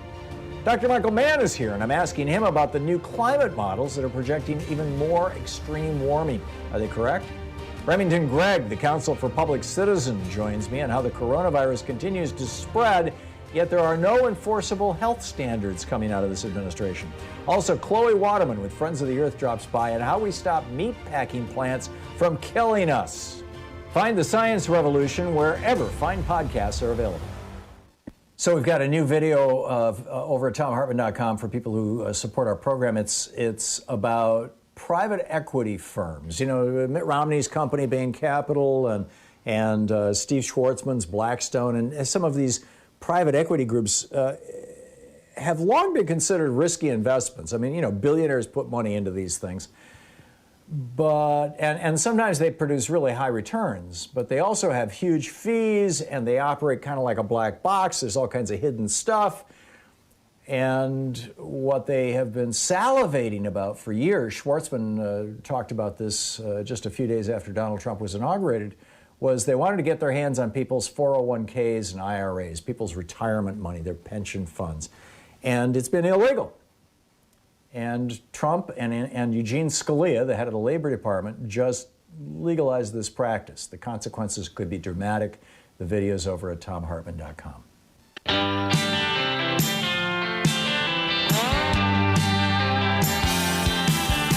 Welcome back. Thom Hartmann here with you. Every year, Talkers Magazine, which is the Bible, basically, of the talk radio industry. Talkers has been around for as long as I've been in the business. I think the magazine has been publishing for 25 or more years. Michael Harrison is the editor. He was one of my early mentors, and when Louise and I had lunch with Michael when we were thinking of doing a radio show, and drove down to Massachusetts to meet with him, and he gave us some very, very wise advice, which we have put into place, more than 15 years ago now. But every year, Talkers Magazine lists the top talk show hosts and the top markets, the number of people who are listening and the individual talk show hosts, and they have they call it the Heavy 100. And so the Heavy 100 just came out, and I'm just going to read you the top 10 talk show hosts in America. If you want to see this and see the numbers behind it and the math behind it and everything else, it's all over at talkers.com. But here's the ranking for the top 10 talk show hosts in the United States. Number 1 is Sean Hannity with Premier Networks. Number 2 is Rush Limbaugh. Number 3 is Dave Ramsey, who's generally kind of a financial advice Christian on a lot of Christian stations guy. Mark Levin, another conservative, is number 4. Brian Kilmeade of Fox News, he's got his own radio show, he's number 5. Number 6 is our friend Joe Madison, who does an extraordinary program on SiriusXM every morning. Number 7, another SiriusXM personality, Howard Stern. And number 8 is this guy, Thom Hartmann. number 8 in the country. Number 9, Mike Gallagher with Salem Radio. Number 10, Glenn Beck with Premier Networks. So those are the top 10 talk show hosts in America, which is kind of cool. And it's kind of cool to be part of that. So I just, bragging rights or whatever, I just wanted to share that with you. So let's pick up your phone calls. As I said, it's Anything Goes Friday, and off we go. Robin in Kingston, Washington. Hey, Robin, what's up? Tom, I want to, I'm giving a big shout out and a big pat on the back and admiration to Portland in general. And I have a very odd comparison between the oligarch and the capitalist forces that brought down Bernie Sanders because they fear socialized democracy. And the same, I believe, the same oligarch capitalists that simply do not want Portland, Oregon to succeed, okay? Because Bernie speaks of progressive socialized politics. They had to get rid of him. They did two elections in a row. And I maintain that Portland, in an odd way, cleverly, is deliberately targeted and provoked into disturbances so that the national picture of what Portland is about is always these dust-ups in the street, and they miss the essence of what the city is about, which is people self-governing, making kind of like the Green New Deal. That's what I look at Portland like. The self-governing into something that is the way they want a better way to be. It's very, very interesting. It's not impossible, Robin. I don't think it's impossible at all. And whether it's right wingers who are coming in and provoking things in Portland, or whether it's people like on the left, or the so-called left, like the Revolutionary Communist Party that disrupted New York and took down the Occupy movement so terribly. Can I compare an international footprint to the same concept? Sure. I believe our CIA, steps all over Central South American fledgling socialized democracies, Cuba, and stuff like that. So we export the same thing. Sure. I think they're dealing with Portland. Yeah, we have a long history of doing this. We absolutely have a long history of doing it. Robin, I can't disagree with you. I do need to move along, though. We've got not a lot of time and a lot of callers. Greg in Far, Texas. Hey, Greg, what's up? How you doing? Great show, Tom. Listen, I'm talk real quick about the listener you had a while ago from Mojave, somewhere in the Mojave Desert, about that Hispanic man trying to make a living, and everybody, some people will giving him a hard time. So, okay. And anyways, my main somewhat reason is our so-called president right now. I don't know if anybody knows. Maybe it's just me, but this man is slowly and surely showing symptoms. And I know it's not possible, but like I said, it's maybe me, of being a dictator, or so to speak. Yeah. Not very transparent. Yeah, this is. I think this is the biggest concern that Americans have is, outside of dying of coronavirus, is that Donald Trump, right in front of our eyes, is morphing not only himself and not only the administration around him. He's now had 3 years to surround himself, rather than with, semi-competent fascists like Jeff Sessions, fully competent, fascists. Right. He's surrounding himself with these people, and he's moving in this direction. And what we're seeing is exactly what Viktor Orban did in Hungary, and it's very, very troubling. We're seeing what Duterte did in the Philippines. We're seeing what Duda is doing right now in Poland. We're seeing what Modi is doing right now in India. It was done quite some time ago in a number of other countries. But yeah, Greg, I cannot disagree with that at all. Greg, thanks for the call. Laura in Chicago. Hey, Laura, what's up? Yeah, hi, Tom. I tried to get on with Representative Ro Khanna, but I wanted to ask you as well. First of all, I wanted to ask everybody that's listening to please pray for Ruth Bader Ginsburg, because she's announced that she has a recurrence of her cancer. So if we all send her prayers of healing, that would be great. And then the second thing is, last week, the House Armed Service Committee voted to put roadblocks in front of the withdrawal of our troops from Afghanistan. And I really wanted to ask Representative Ro Khanna what that vote was all about, and I wanted to know if you knew what it was about. I don't. I don't. I'm not a close observer of day-to-day activity in Congress, and he'd be the guy to ask. But and Laura, I'm sorry we didn't get you on for that. It's no problem. Anyhow, thank you very much for the call. Kurt in Royal Oak, Michigan. It says you want to disagree with me, Kurt. What's up? Well, not disagree. Actually, a comment. I'd like to know why. You had a guest on, and you didn't bring up why, or two guests actually. But one of the callers was Robbie, and then Aaron Mesh, I believe his name was, and he's made a lot of statements about Portland and why the protesters are able to go ahead and protest. That's fine, but protesting comes in a peaceful manner, not with headgear and sticks and guns and everything else. Well, people are wearing headgear, I would think, Kurt, because we've had federal officers fire into the face of a man and shatter the bones in his face. And I'm guessing, Kurt, if that happened to you, you would be singing a somewhat different song. Also, if you're getting your news from Fox News, you just need to know that they've been playing, I'm not sure if they're still doing it this week, but they've been playing footage that's years old and calling it things like the George Floyd protests. Democrat. I'm watching your show. I'm not a Fox watcher. Okay. Okay. I'm saying that the people of America are watching. We have eyes on them, watching what they're doing. It's all over the news. It's not on Fox. It's all over. That they're marching down and there's graffiti, and your guest Aaron Mesh claims, "Oh, it's okay to do that. What's the big deal?" Well, listen, breaking windows and doing stuff like that and intimidation is going to gather the police. And, you can march down the streets. And by the way, Black Lives Matter. And they've arrested 12 people for doing those things. And if somebody's defacing buildings or breaking windows, then they should be arrested. I don't disagree, Kurt. But the fact of the matter is that you've got. I'm gonna cut you off. You've got police in this city, and it's happening around the country, who are interested in having riots, and it's being incited. A lot of these cops are watching Fox News. If you're not, Kurt, good on you, but although I'd encourage you to actually check it out and see what's going on over there. This is a concerted, frankly, the on both sides to some extent, but mostly the police. What you're seeing is an effort to intimidate and to create basically chaos. The mayor of this town is saying we've got this under control, and Trump is sending federal police in here. This is just wrong. This is not local control.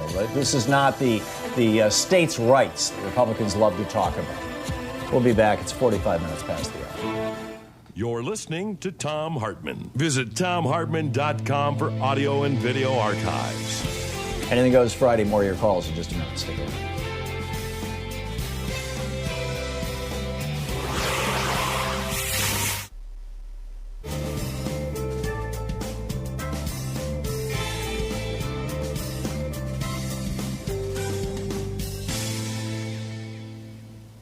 I would add that our mayor, who has asked these federal troops to leave, is also the police commissioner in this town. So it's like, really?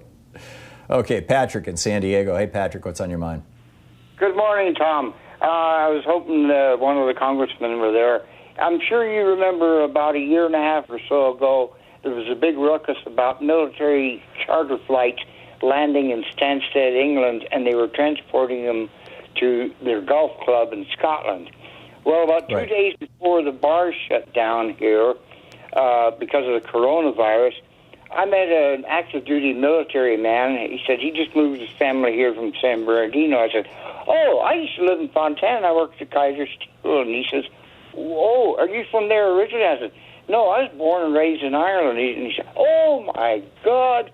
He says, "Beautiful country. On my last tour to Germany, we stopped in Dublin, Ireland on a commercial flight, and they transported us by limo vans and buses to guess whose golf club 100 miles away." They took him to Trump's golf course? Yes.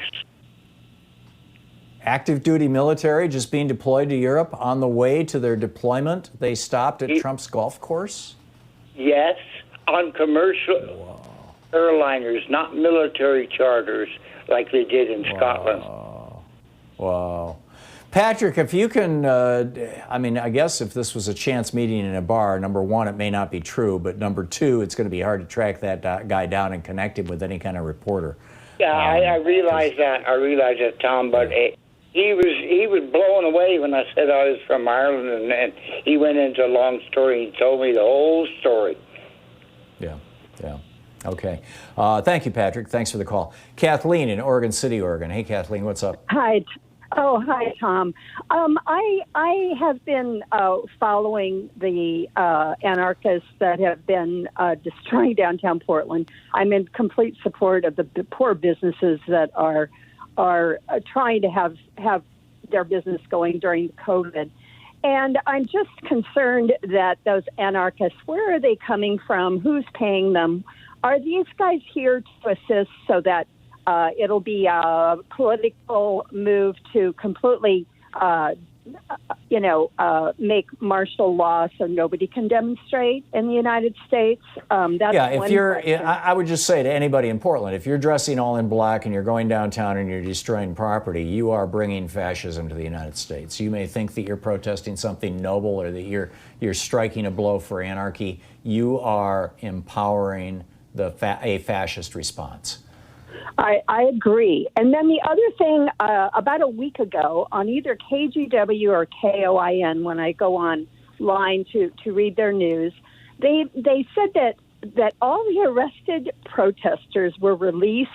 This was about a week ago, and charges were dropped. What's with that? Yeah, I don't know. I don't know the details of that. I would, the flip side of this, though, I was just saying, if you're dressing in black and coming down and destroying property, worse things are going to happen to our country.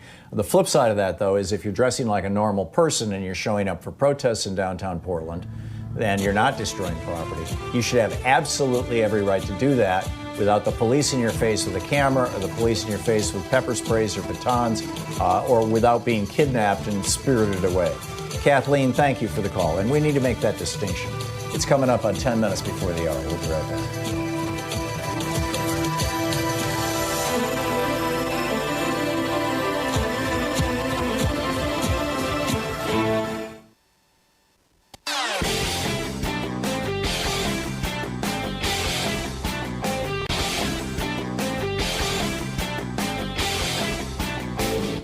Hey, we're putting together a series of American history books. It started with the hidden history of guns and the Second Amendment. Then we had the hidden history of the Supreme Court, the betrayal of America. Then the hidden history of the Republican war on voting. Coming out soon is the hidden history of monopolies, how big business destroyed the American dream. And then next spring, it's going to be the hidden history of oligarchy and tyranny. Welcome back, 10 minutes before the hour. Sala in Seattle. Hey, Sala, what's up? How are you? I'm good. Comment, question. So as a regular citizen walking down the street in downtown Portland, how do I know that the undercover DHS person is not just a regular militia group that's taking people off the street and interrogating people or doing whatever? In fact, this one fellow who was snatched, who Oregon Public Broadcasting did an extensive program about this morning. His first thought was that it might have been, Boogaloo Boys or Three Percenters or Proud Boys or whatever who were kidnapping him rather than cops. And it's just like, you just don't know. And that's, you don't. So what's to prevent them from doing that? And what are the, because there are a lot of missing persons, period. I mean, that's the scary part. How do we know that these guys aren't going to just start doing whatever they want? That's all I wanted to say. Yeah. Thank you, Sal. I'll have to treat it as a rhetorical question because I don't have a specific answer for it. Thanks. Rashid in Laurel, Maryland. Hey, Rashid, what's up? Hey there. Congratulations, Tom, for making number 8 as part of the top 10 talk show hosts. Congratulations. Thank you. They're very nice. I listen to your show religiously, and I check out your website. Excellent. You're doing great work.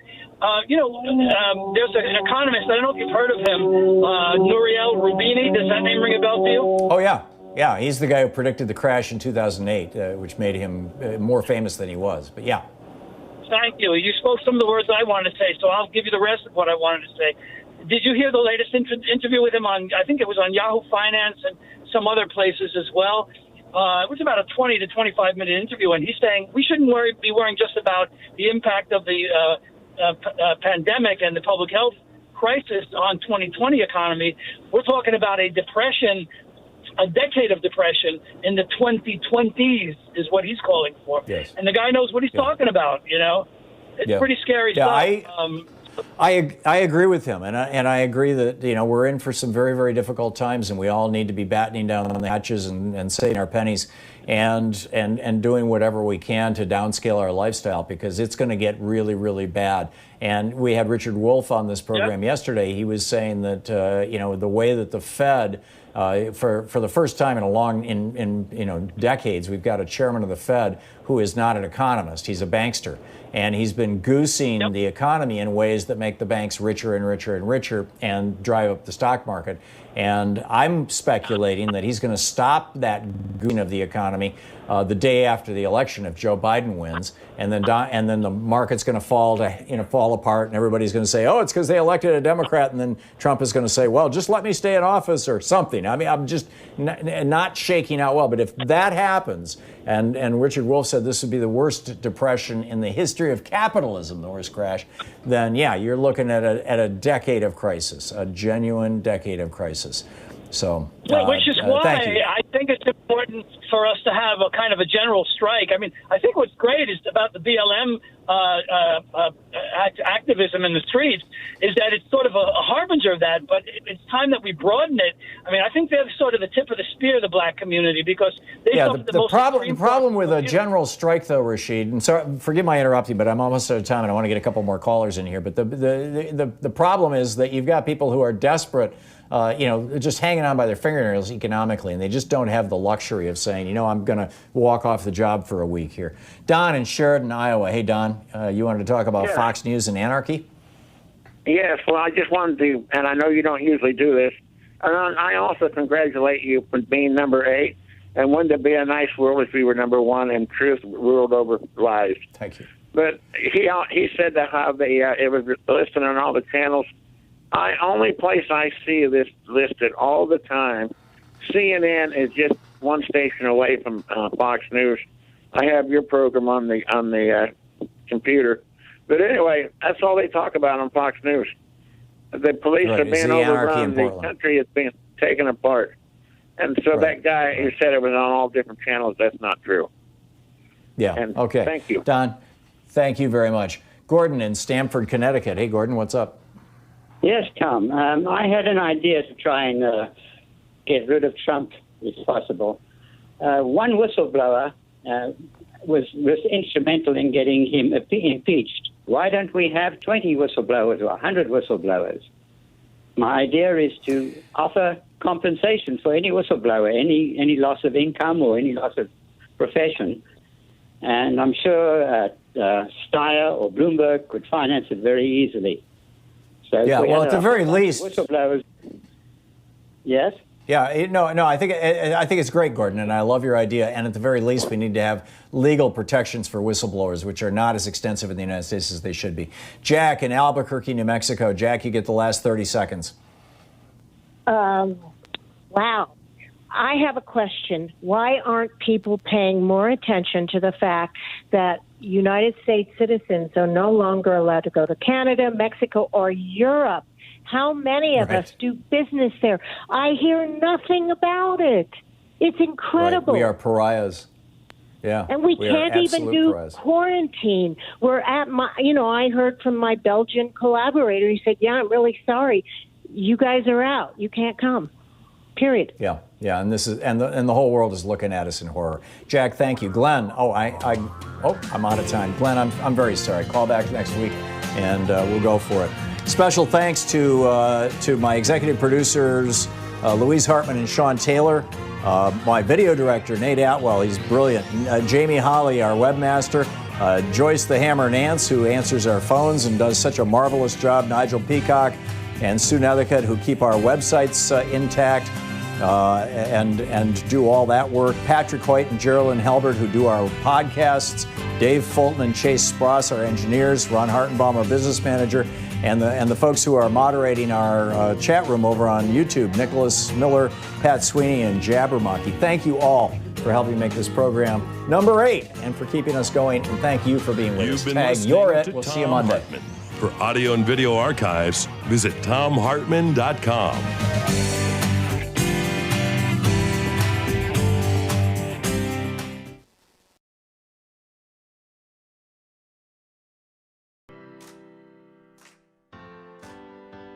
These companies support the Thom Hartmann Program. They are Raycon Earbuds. Stay at home with better sound. More info at raycon.com/Tom. Omega XL, which according to clinical research helps joints. More info at omegaxl.com/Tom. CB Distillery, CBD for sleeping. More info at cbdistillery.com, code Tom. The Clean Phone Pro, phone sanitizer and charger. More info at thenewdealshop.com. Keeps hair loss treatment. More info at keeps.com/Tom. And Plexiderm Wrinkle Reducer. Real science, real results. More info at plexiderm.com, code Tom.